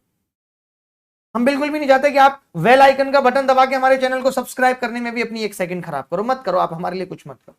आप पढ़ाई पे ध्यान दो, आप अपना सिलेबस टाइम से कंप्लीट करो, आप प्रॉपर मॉक टेस्ट दो, आप भ्रम में मत रहो, अपने मॉक टेस्ट को एनालिसिस करो। ये सब चीजें बस आप करो, ये हम आपसे चाहते हैं। व्हाट टू फॉलो, फॉलो क्या करना है मैंने बता दिया आपको, सारी किताबें। गणित में आपको मैंने कह दिया, यूट्यूब चैनल है अभिनय मैथ्स, इस पे सब कुछ आपको मिलता रहेगा, ठीक है। ये आप फॉलो करना है और टॉपर्स गाइडलाइन फॉलो करनी है। किसी का टाइम टेबल फॉलो नहीं करना है बस, कि वो उसका टाइम टेबल है, फ्लेक्सिबिलिटी लेके आनी है। मैं रात में ही पढ़ूंगा, नहीं, बिल्कुल भी नहीं, मैं दिन में पढ़ने की आदत डालूंगा। फ्लेक्सिबल बनना है, ज्यादा रिजिड बनोगे खत्म हो जाओगे। बहुत नए रूल रेगुलेशन बनाने की अपनी जरूरत नहीं है, ठीक है।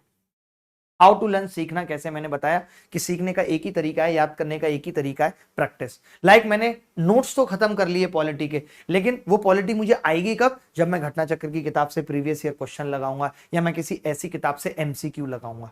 वो लर्न करने का तरीका है। मान लेते मैंने सर्किल की सारी थ्योरम पढ़ ली, लेकिन उससे बात नहीं बनेगी जब तक मैं सर्किल के 50-60 सवाल नहीं करूंगा, तब तक मेरी सब्जेक्ट पे कमांड नहीं आ पाएगी, कंठस्थ नहीं हो पाएगा सब्जेक्ट मुझे। How to achieve your goal, यही तरीका है। अब इसमें मैं एक चीज यहाँ पे जरूर जोड़ूंगा अचीव योर गोल में, कि हमारा सीधा फोकस गोल पे आ जाता है, मंजिल पे आ जाता है, जिससे हमें बचना है। मुझे ये नहीं सोचना कि मुझे सीधे अब इनकम टैक्स इंस्पेक्टर दिख रहा है। कई लड़कों को आप कहते हुए देखते होगे, आइडिया मुझे सीधे इनकम टैक्स इंस्पेक्टर दिख रहा है, वो किसी को नहीं दिखता है, बेकार की बात है। अभी आपको देखना ये चाहिए, सबसे पहला टारगेट ये होना चाहिए कि पहले तो मैं 10 घंटे पढ़ने की हैबिट बनाऊं, पहला टारगेट। जब ये हैबिट मेरी बन जाए तब मेरा सिलेबस कितना खत्म हो रहा है, एक महीने में कम से कम 20% सिलेबस मुझे खत्म करना है, सेकंड टारगेट। थर्ड टारगेट मेरा कि मुझे मॉक में 150 प्लस स्कोर करना है शुरू के 3 महीने में, और बाद में 180 प्लस स्कोर करना है बचे हुए 3 महीने में। ये मेरे छोटे छोटे टारगेट होने चाहिए। जब ये टारगेट्स मैं अचीव करने लगूं तो मेरा टारगेट होना चाहिए कि मुझे 180 नंबर प्री में लेकर आने, ये मेरा टारगेट होना चाहिए। जब ये टारगेट मेरा अचीव हो जाए तो फिर मुझे मेंस में 10-10 घंटे पढ़ाई करने का टारगेट होना चाहिए। दूसरा, मुझे इंग्लिश और मैथ्स के मॉक में 190 प्लस स्कोर आ रहा है नहीं आ रहा, ये टारगेट होना चाहिए। फिर पेपर में मेरे गणित में 200 नंबर आ रहे हैं नहीं, इंग्लिश में 200 नंबर आ रहे हैं नहीं आ रहे, ये टारगेट होना चाहिए। और उसके बाद टीयर 3। ऐसे छोटे छोटे टारगेट्स जब बनाओगे तो बड़ा गोल अचीव होगा। पहले ही ये सोच लोगे यार सिलेक्शन कैसे होगा, तो सर पकड़ के बैठे रहोगे, रोज नेगेटिविटी आएगी, रोज एंजाइटी होगी, आप पढ़ ही नहीं पाओगे, ओवर थिंकिंग से पागल होने लगोगे। ये कुछ कुछ ऐसे ही है, जैसे आप ऐसे समझ लो एक लड़की को आज आपने पहली बार मेट्रो में देखा है और ख्वाब यार हमारे इनके तो बच्चे होंगे। वो एक फिल्मों में नहीं था डायलॉग, वो कैसे प्रपोज करता था, तुम, आपको पता है मेरे 4 साल बाद छोटे छोटे नन्हे नन्हे 2 बच्चे होंगे, कम्बो क्या तुम उन बच्चों की मां बनना पसंद करोगी? ये सब नहीं सोचना है, हर चीज स्टेप बाय छोटे छोटे टारगेट बनाने। इससे क्या होगा, इससे ना पंचुअलिटी रहेगी और हम पागल होने लगेंगे, डिप्रेशन में जाने लगेंगे, उतनी आगे का सोच ही नहीं सकते। भगवान श्री कृष्ण ने गीता में कहा था कि प्रेजेंट में जीना सीखना होगा। अगर प्रेजेंट में जीना नहीं सीख पाए और फ्यूचर में पड़े रहे तो एंजाइटी, और अगर पास्ट दिमाग से नहीं निकला, कोई छोड़ के चला गया है तो डिप्रेशन ये तय है। पास्ट में ज्यादा जाना हमें डिप्रेशन में लाता है, फ्यूचर में ज्यादा जाना हमें एंजाइटी में लाता है। और प्रेजेंट में रहने का एकमात्र तरीका है मेडिटेशन, योगा, लोगों से प्रेम, अपने आप से प्रेम। अपनी कीमत अपने आप को पता होनी चाहिए। मेरी समय की कीमत, अपने समय से प्रेम करना है। आप देखते हो कि आपको फ्रस्ट्रेशन उसी दिन होती है जिस दिन आप कुछ नहीं करते हो। आज सुबह से मैंने किताब नहीं उठाई, दिमाग खराब हो रहा है। आज मैंने सुबह से कोई काम नहीं करा, दिमाग खराब। जिस दिन आप काम करोगे आप खुश रहोगे, खुशी से कॉन्फिडेंस आएगा, कॉन्फिडेंस से जीवन में आगे बढ़ने की राह मिलेगी। तो इसका मूल मंत्र यही है कि हमें पढ़ना है, हमें मेहनत करनी है। ठीक है, तो बहुत अच्छा लगा आपसे बात की, आपसे सब सारी चीजें की। अभी और भी बीच बीच में बात करेंगे। उससे पहले एक बहुत प्यारा सा सवाल आपकी स्क्रीन पे, देखता हूं कौन बच्चा जवाब दे पाएगा। बहुत प्यारा सवाल है, मुझे ऐसा लगता है कि बहुत प्यारा है। टेस्ट सीरीज के बारे में भी मैं बता दूंगा कि टेस्ट सीरीज क्या करनी है, क्या नहीं करनी है, क्या लेनी है। बहुत प्यारा सा सवाल एक पूछा है, देखता हूं। अब आप इस सवालों के और सवालों के तरीके से जान जाएंगे कि मेरे पढ़ाने का तरीका क्या है। अभी आज मैं बेसिक्स आपको नहीं बताऊंगा किसी भी चीज के कि ऐसा क्यों बना है तरीका, बट लेकिन जब पढ़ाऊंगा तो छोटे मेथड्स बताऊंगा और ये बताऊंगा ये छोटे मेथड्स बने कैसे, मैंने कैसे सोचा और आपको कैसे सोचना है, इस पे भी मैं फोकस करूंगा। पहले आप अभी ये सवाल का आंसर बताएं, मुझे लगता है कई लोगों ने बता दिया है। सर टेस्ट सीरीज कौन सी लें? बच्चा पूछ रहे कि सर आप कितनी एज से पढ़ा रहे हो? मैं सन 2007 से पढ़ा रहा हूं, आज मुझे 15 साल हो गए लगभग पढ़ाते हुए। 15 साल हो गए भाई मुझे पढ़ाते हुए, 15 सालों से पढ़ा रहा हूं। ठीक है, देखो भाई, जब कभी ऐसा सवाल आए ना तो कुछ मत करो यार, कुछ भी मत करो। मैं तो कहता हूं कि मैं अगर और आधा सर्किल बना दूं तो कोई तकलीफ होगी? अच्छा, आप सोच रहे हो कि मैंने आधा सर्किल क्यों बनाया, इसको सेंटर मान के ना, क्वार्टर था। अभी क्वार्टर से क्या होगा, कितने बच गए सोचो, 22 बज गए। क्वार्टर से क्या होगा, कम से कम आधा तो हो। मैंने क्या किया, क्वार्टर को आधा बना दिया। बनाया कि नहीं? ये मैंने क्यों बनाया मालूम है? मैंने इसलिए बनाया ताकि मैं ये कह सकूं angle in semi circle is 90 degree. मैं ऐसे सवालों में क्या प्रेफर करता हूं, मैं कहता हूं कि साइन कॉस टेन, ये जो ट्रिग्नोमेट्री है ना, लोग कहते हैं ट्रिग्नोमेट्री का यूज क्या है, हम तो कहते हैं इस ट्रिग्नोमेट्री ने पूरी ज्योमेट्री को खत्म कर दिया, इससे बड़ा और क्या यूज होगा, और इससे बड़ा क्या यूज होगा। तो देखो कितना सिंपल कर दिया मैंने इस सवाल को। मैंने कहा कि भाई ये आर है रेडियस, ये भी आर होगा, ये मैंने कहा। आपने कहा सवाल में जी ये 4 है और ये 5 है, तो मैंने कहा अगर मैं इस एंगल को अल्फा मानूं तो ये 90 माइनस अल्फा, क्योंकि ये 90 है तो ये बचा हुआ अल्फा होगा या नहीं। अब बस मैंने कुछ नहीं किया, मैंने साइन अल्फा ले लिया इस टाइम। तो साइन अल्फा होता है इस वाले ट्राइंगल में परपेंडिकुलर यानी 4/2r, और उस ट्राइंगल में साइन r/9, क्योंकि 5 और 4 9 हो जाएगा। तो मैंने देखा 2 से ये 2 बार कट गया, r स्क्वायर 18 आ गया, और अगर r स्क्वायर 18 है तो r 3√2। तो आपको ऐसे तरीके सीखने होंगे। जैसे अब मैंने इस सवाल में ये तरीका सीख लिया, तो जरूरी नहीं है कि पेपर में ऐसा सवाल आए, बट हाँ पेपर में ऐसा सवाल आ सकता है जहां मुझे 2 राइट एंगल ट्राइंगल दिख रहे हैं, और जब 2 राइट एंगल ट्राइंगल दिख रहे तो मैं फटाफट से साइन इसमें क्यों लगाना पड़ा, क्योंकि परपेंडिकुलर पता था और हाइपोटेनस। मान लेते हैं बेस पता होता तो परपेंडिकुलर अपॉन बेस में 10 लगा देता, तो 10 कॉस का ही झमेला है। अब मैं बच्चों के कमेंट भी ले लेता हूँ इस सवाल के बाद। आशीष खिलाड़ी कह रहे हैं सर उत्तम नगर याद है, बहुत अच्छे से याद है। अरे मैं दोबारा पढ़ाऊंगा श्याम, आप टेंशन मत लो, सारे आप दोबारा पढ़ाऊंगा। और sir please tell me can a non maths background student crack CGL? यार बहुत आसानी से कर सकता, आप 10 दिन मेरे से पढ़ के देखना। 17 तारीख से मैं बैच स्टार्ट कर रहा हूँ ना यूट्यूब पे, तो आप 10 दिन मेरे से पढ़ के देखना, 10 दिन में आपको पता लग जाएगा। अगर आपको लगे कि समझ आ रहा है, आपका लेवल इस यहाँ तक पहुंच रहा है, आप इन चीजों को याद कर पा रहे हो जो मैंने बताई थी, तो मैं समझता हूँ कि आपका सिलेक्शन हो जाएगा, आपको खुद जवाब मिल जाएगा इस चीज का। एक भाई हैं ये कह रहे हैं लाइक शेयर सब्सक्राइबर पेल दो दोस्तों। ओह, वैसे ये वाली लैंग्वेज कहाँ से आती है, पेल दो दोस्तों? वैसे हमें अभी 3500 के आसपास लोग देख रहे हैं और 3500 लोगों ने लगभग लाइक किया है, तो बराबर ही अंतर है लाइक का और उसका। लेकिन कुछ ऐसे भी होंगे जो लाइक करके चले गए सोने बिस्तर में, वो अभी पता है क्या कर रहे होंगे, वो ऐसे फोन पे लगे होंगे, अरे यार कुछ नहीं, वो स्ट्रेटेजी सेशन देख रहा था वो अभिनय शर्मा का। हाँ बस सीख लिया यार, अपना तो यही है, अपना तो पढ़ने का तरीका तुम जानती हो। अरे हम तो तुम्हें भी पढ़ा देंगे, सच बताओ। हाँ अरे मैं तुम्हारी तैयारी करा दूंगा यार, मेरे को कुछ नहीं है, अब प्री 4 बार से निकाल रहा हूँ सीरियसली। हाँ ये कौन सी बड़ी बात हो गई, प्री 4 बार से निकाल रहे हो भाई, मेंस निकालते, सिलेक्शन लेते, प्री निकालने का कोई महत्व नहीं है, मेंस निकालने का कोई महत्व नहीं है। जब तक नौकरी नहीं लगती ना तब तक प्री मेंस टियर 3 निकालने का कोई महत्व नहीं है। कोई घास नहीं डालेगा। वो जमाने चले गए जब लोगों का प्री निकल जाया करता था और उनकी शादियां तय हो जाया करती थी। अब वो दौर नहीं है। अब वो दौर नहीं है कि आपका प्री निकलने पे शादी तय हो जाएगी। अब वो दौर नहीं है भाई। अब मैं एक सवाल ले रहा हूं, आपको दिखाता हूं। छोटे छोटे सवाल ही पूछता है भाई तो आपका। चमड़े की जैकेट पे एक सवाल है, बताओ। हमारे पास तो एक भी नहीं है यार चमड़े की जैकेट, क्योंकि हमें चमड़े की जैकेट पसंद नहीं है। चमड़े की बेल्ट ही काफी है और पर्स ही काफी है।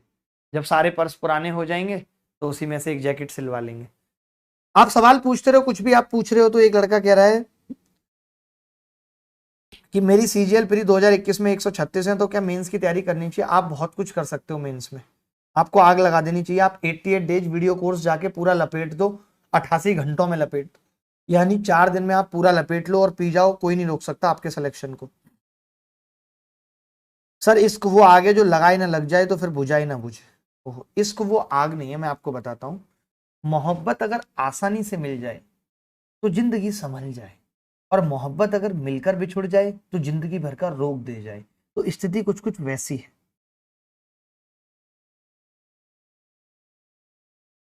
चलिए आगे बढ़ते हैं।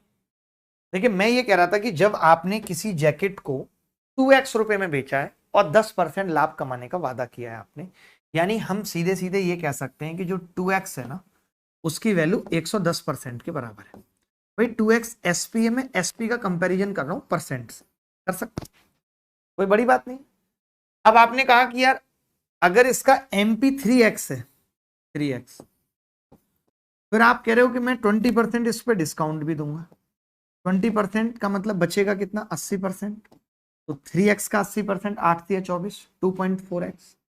तो मुझे ये बात समझ में आई कि अब एसपी 2.4x, यानी कितने गुनी है एसपी? तो आपने कहा 1.2 गुना।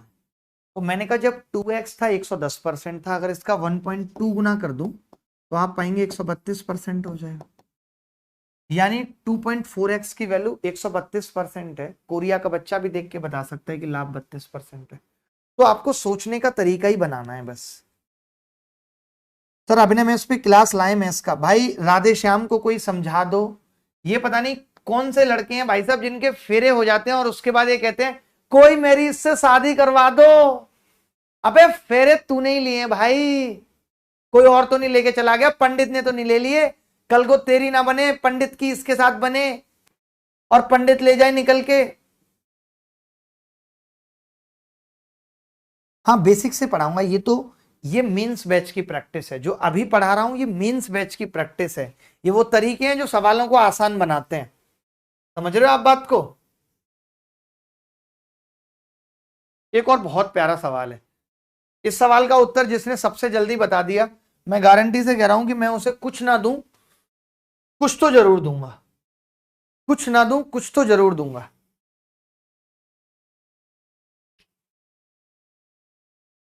Sir A to Z quant 1.0 लगा रहा हूं। हाँ वो भी ठीक है। अब 2.0 है तो और नए सवाल बताएंगे, नई चीजें बताएंगे, मजा आएगा बहुत। टेंशन क्यों ले रहे हैं?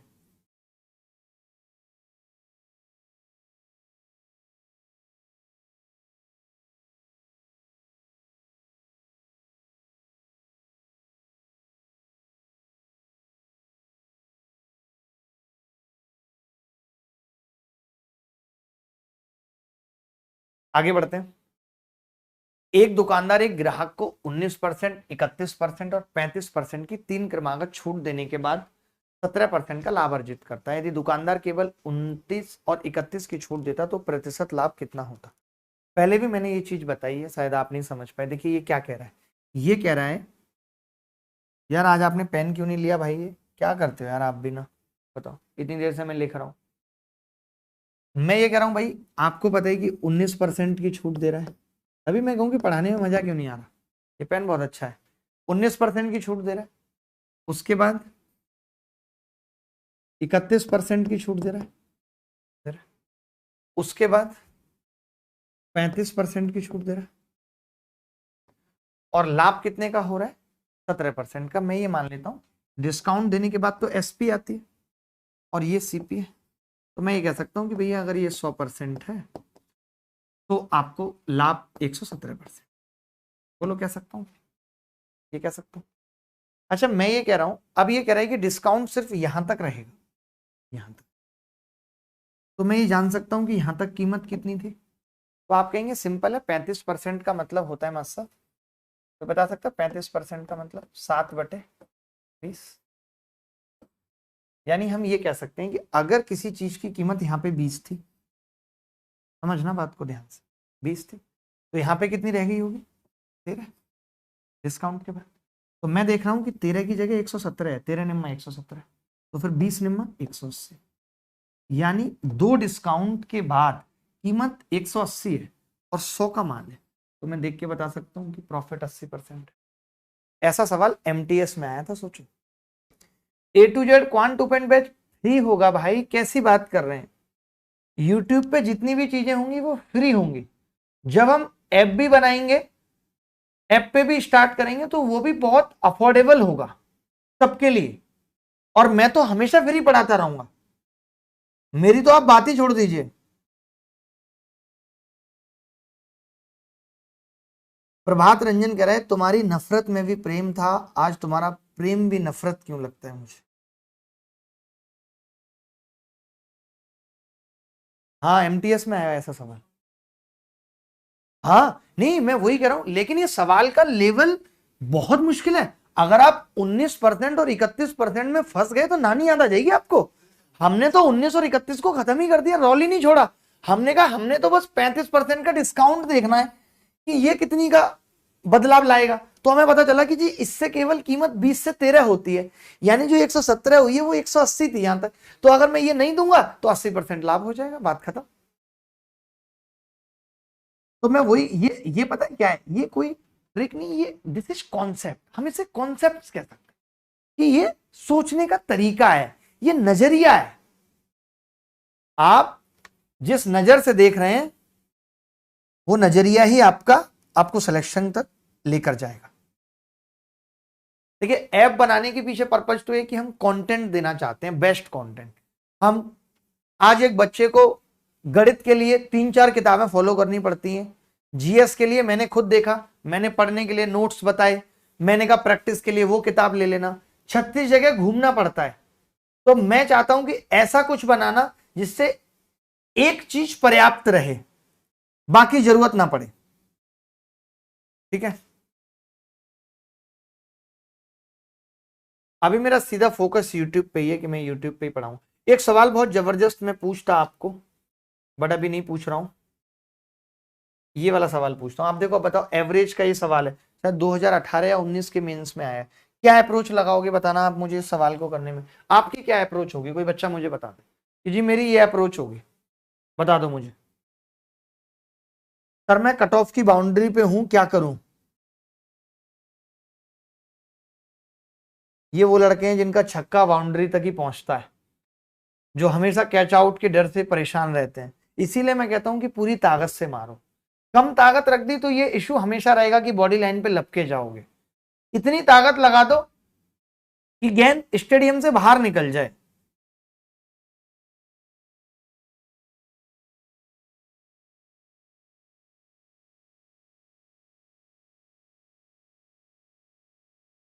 सर इस सफर में एक भाई कह रहे हैं कि सर इस सफर में अगर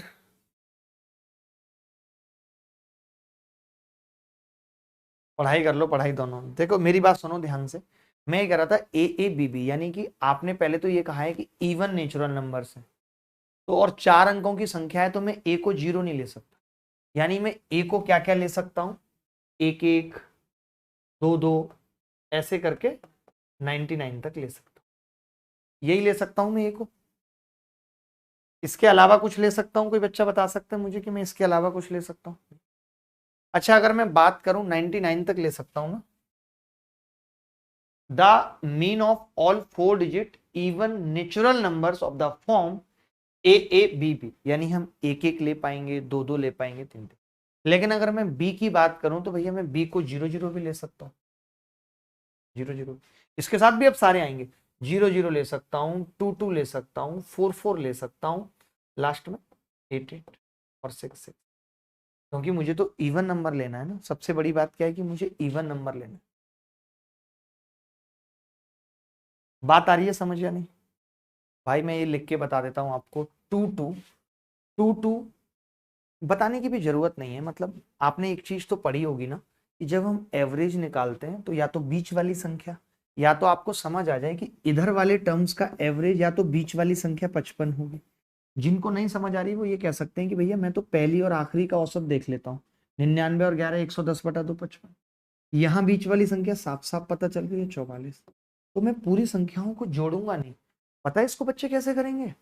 वो पहले लिखेंगे 1 1 0 0, फिर 1 1 2 2, फिर 1 1 4 4, ऐसे कितनी संख्याएं बनेंगी उनको मैं जोड़ूंगा। मैं क्यों करूंगा? मैंने तो स्टार्टिंग के दो का एवरेज पता कर लिया, बाद के दो का एवरेज पता कर लिया, खेल खत्म हो गया यार। 55 44, यही तो सोचने का तरीका है, यही तो सोचने का तरीका है महाराज। अगर ये समझ गए तो बात बन गई, फिर कोई नहीं रोक सकता हमें। सम नहीं लिखा हुआ है, the mean of all 4 digit A B B प्रकार के सभी 4 अंकों के सम प्राकृतिक। यहाँ पे सम करेक्शन कर लेना, नहीं ये हमारे टाइपिस्ट भाई की भी हालत कुछ गंभीर है। ये कह रहा था कि मेरे दिमाग को लकवा मार गया जस्टिन बीबर की तरह। एप्लीकेशन पे क्लास लाएं। देखिए हर चीज में थोड़ा सा वक्त लगता है, तो थोड़ा वक्त दो, सारी चीजें होंगी। कंटेंट भी मिलेगा, क्लास भी मिलेंगी, सब कुछ बहुत स्ट्रक्चर्ड वे में मिलेगा, सब कुछ मिलेगा, ठीक है। तो मैंने क्या कहा कि 11 22 99 ऐसे, तो बीच वाली संख्या औसत होगी 55 0 0 22 44 66 88। बीच वाली संख्या औसत होगी, कितना आ गया? 44। बात खत्म हो गई। आगे बढ़े।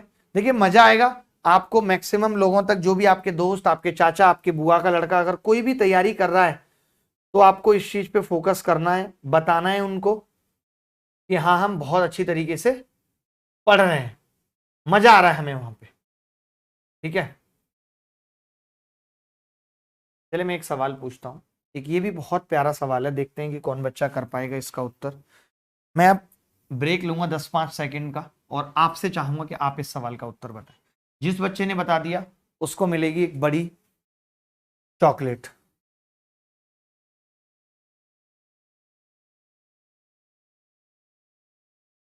कई लड़के तो बेचारे गांव से हैं, ऐसे लिखते हैं लाइक एंड शेर, मतलब SHER, शेर को लिखते हैं SHER, शेर।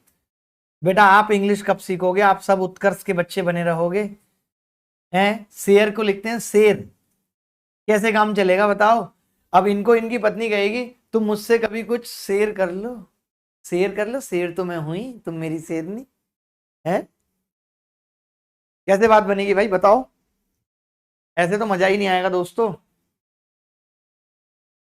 बिल्कुल भी नहीं आएगा।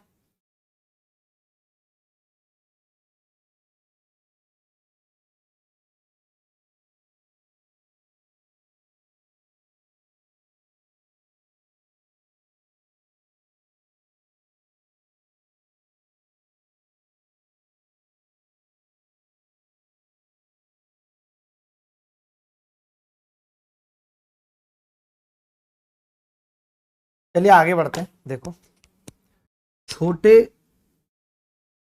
एक बच्चा पूछ रहा है सर छोटे बच्चे को क्या करना चाहिए?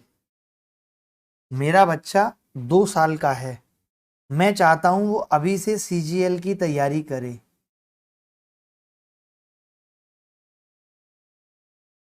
क्या संभव है कि उसका CGL 6 महीने में निकल जाए? वाह क्या क्वेश्चन है। देखिए बहुत प्यारा सवाल है, मैं सिखाता हूं आपको इस सवाल को करना। देखिए ये मैंने पहले भी बताया था कि ये बैच उन बच्चों के लिए है जो प्री में अच्छा कर चुके हैं, या जो प्री में अच्छा करने की स्थिति में। मैंने आपके लिए भी बैच स्टार्ट कर दिया 17 जुलाई से। आप 17 जुलाई से उस बैच का आनंद लेंगे, ठीक है। ABCD एक वर्ग है, ABCD।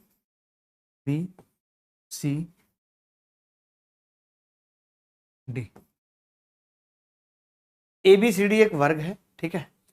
इन्होंने कहा है कि MAB का मध्य बिंदु है, MAB का मध्य बिंदु है, और NBC का मध्य बिंदु है। DM और AN जोड़ दिए, DM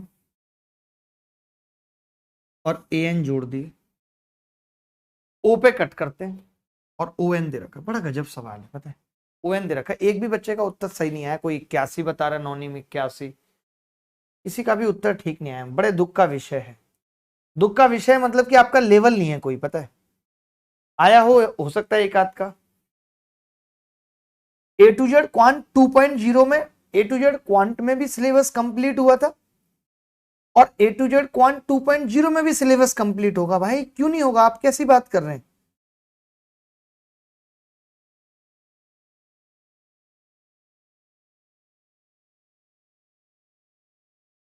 आगे बढ़ते हैं। देखो, तो मैंने ये कहा अगर ये वर्ग है तो हम एक बात जानते हैं कि भाई अगर ये एंगल, अच्छा आप एक चीज यहां पे समझ रहे हो कि जो दो ट्राइंगल हैं ए एन बी, हाँ, वो कॉन्ग्रुएंट हैं डीएमए के। आप कहेंगे यार ये कैसे, तो मैं कहूंगा बड़ी सिंपल सी बात है भाई। आप देखो ए बी आपका बराबर है ए डी के और ए एम आपका बराबर है बी एन के, और एक एंगल 90 डिग्री है, एंगल 90 डिग्री दोनों के बीच है, कॉन्ग्रुएंट है।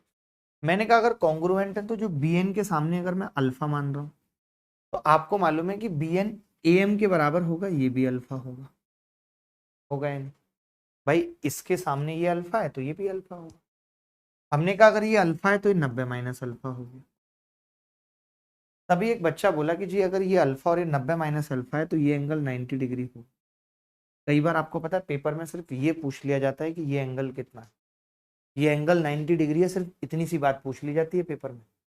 अब मैं आपसे क्या कह रहा हूं, मैं इतनी सी बात कह रहा हूं कि अगर हम अल्फा की बात करें तो हम ये देख रहे हैं कि ये वाली भुजा एक है और ये वाली दो है। ये तो कह ही सकते हैं, रेशियो की बात कर रहा हूं मैं, अभी मैंने कुछ नहीं कहा, अभी मैंने सिर्फ रेशियो की बात की। आपने कहा हाँ जी ये बात बिल्कुल सही है। तो हमने देखा कि टेन अल्फा या देखें तो 1/2 है, तो इस ट्राइंगल में ये ट्राइंगल सिमिलर है। आप मुझे बताओ कि जो ए ओ एम है वो सिमिलर है या नहीं ए एन बी के, कंप्लीट के सिमिलर है, क्योंकि उसमें भी अल्फा है, उसमें भी 90 है, उसमें भी 90 माइनस अल्फा है। तो हमने देखा कि अगर इसमें 1/2 है भुजा तो यहां पे भी 1/2 होगा, यहां पे भी क्या होगा 1 और ये 2 होगा। तभी एक बच्चा बोला कि जी अगर ये 1 और 2 होगा, आप ऐसी बातें कर रहे हो, तब तो ये √5 होगा पाइथागोरस से, और अगर ये m मिड पॉइंट है तो ये भी √5 होगा, और जब ये 2√5 है तो ये खाली √5 होगा। मैंने कहा कि ये √5, ये 2√5, तो ये पाइथागोरस से ये 5 होगा। आपने कहा अगर ये 5 है तो बचा हुआ 3 होगा। सोचो हमने कितना कुछ निकाल दिया इसमें। इस सवाल में 36 चीजें पूछी जा सकती थी मेंस के अंदर, 36 चीजें। हमने कहा कि ये √5, ये √5, ये √5, तो ये 5, ये 2 3 निकाल दिया। यानी मुझे जो सवाल में दिया हुआ था, क्या दिया हुआ था मुझे सवाल में, इस 3 की वैल्यू दे रखी थी, कितनी थी 9। 3 की वैल्यू अगर 9 थी तो 5 की कितनी हो जाएगी भाई। अब तो बस 3 की वैल्यू, यानी 1 की वैल्यू 3 आ गई ना, और 1 की वैल्यू 3 आ गई तो इसकी भुजा 2√5 है। इसकी वैल्यू कितनी होगी, आप कहेंगे 6√5। तो फिर एरिया क्या होगा, 6 36 गुणा 5 यानी 180। बहुत अच्छा सवाल है ये, बहुत अच्छा सवाल है। इस सवाल में पूछने के लिए 1000 से भी ज्यादा चीजें हैं। आपसे हो सकता है एओ और ओ एन का रेशियो पूछ ले, हो सकता है आपसे इन दोनों का रेशियो पूछ ले 1 2, हो सकता है आपसे ये एंगल पूछ ले, कुछ भी पूछा जा सकता है। हो सकता है आपसे इस पार्ट का एरिया पूछ ले, हो सकता है इस पार्ट का पूछ ले, इस पार्ट का पूछ ले, इस पार्ट का पूछ ले, कुछ भी पूछ सकता है। हो सकता है आपसे ओ एन 3 देके ये 2 की वैल्यू पूछ लेता एओ, तो हम कहते 3 3 9 2 3 6। तो जब तक हम इस तरीके के सवाल, सर बच्चों के इंटरव्यू कब डालोगे ये पूछ रहे हैं, हाँ हमने रिकॉर्ड भी काफी किए हैं और जगह आ ही रहे हैं, आप देख सकते हो। उस मैं आपको बताता ही रहता हूँ, जो टॉपर से बात करता हूँ, जो टॉपर से सीखता हूँ, वो मैं आपको बताता ही रहता हूँ।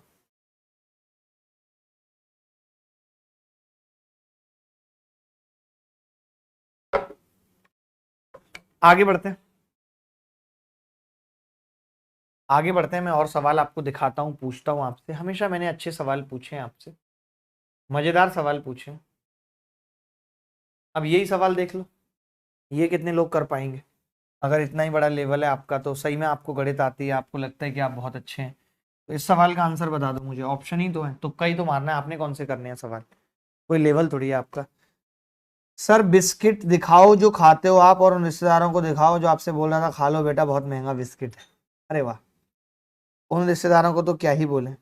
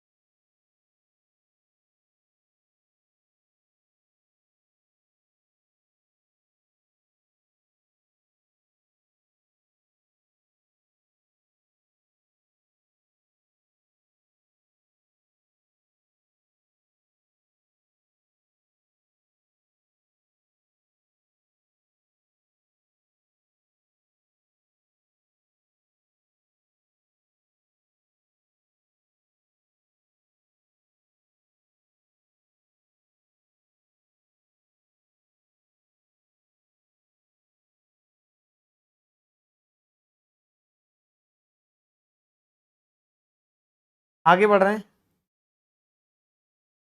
आगे बढ़ते हैं। मैं दिखाता हूँ ऐसा सवाल करने के लिए क्या है। जैसे आपको पता है ऐसे सवाल को कि हम क्या करते हैं, जैसे कोई संख्या ए बी लिखी हुई है, लाइक आपने देखा 23, कि भाई कैसे हो जाता है कुछ।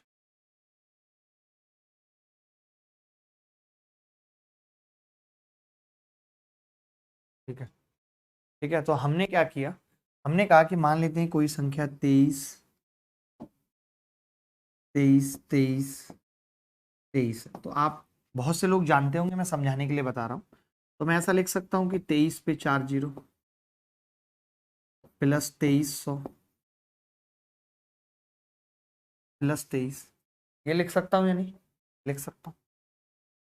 हमने 23 कॉमन ले लिया, तो आप देखेंगे 1 पे 1 पे 4 जीरो प्लस 1 पे 2 जीरो प्लस 1, यानी ये संख्या आ गई 23 गुणा 10101। ये कह सकता है 2 इंटू 10 इंटू 101, ठीक है।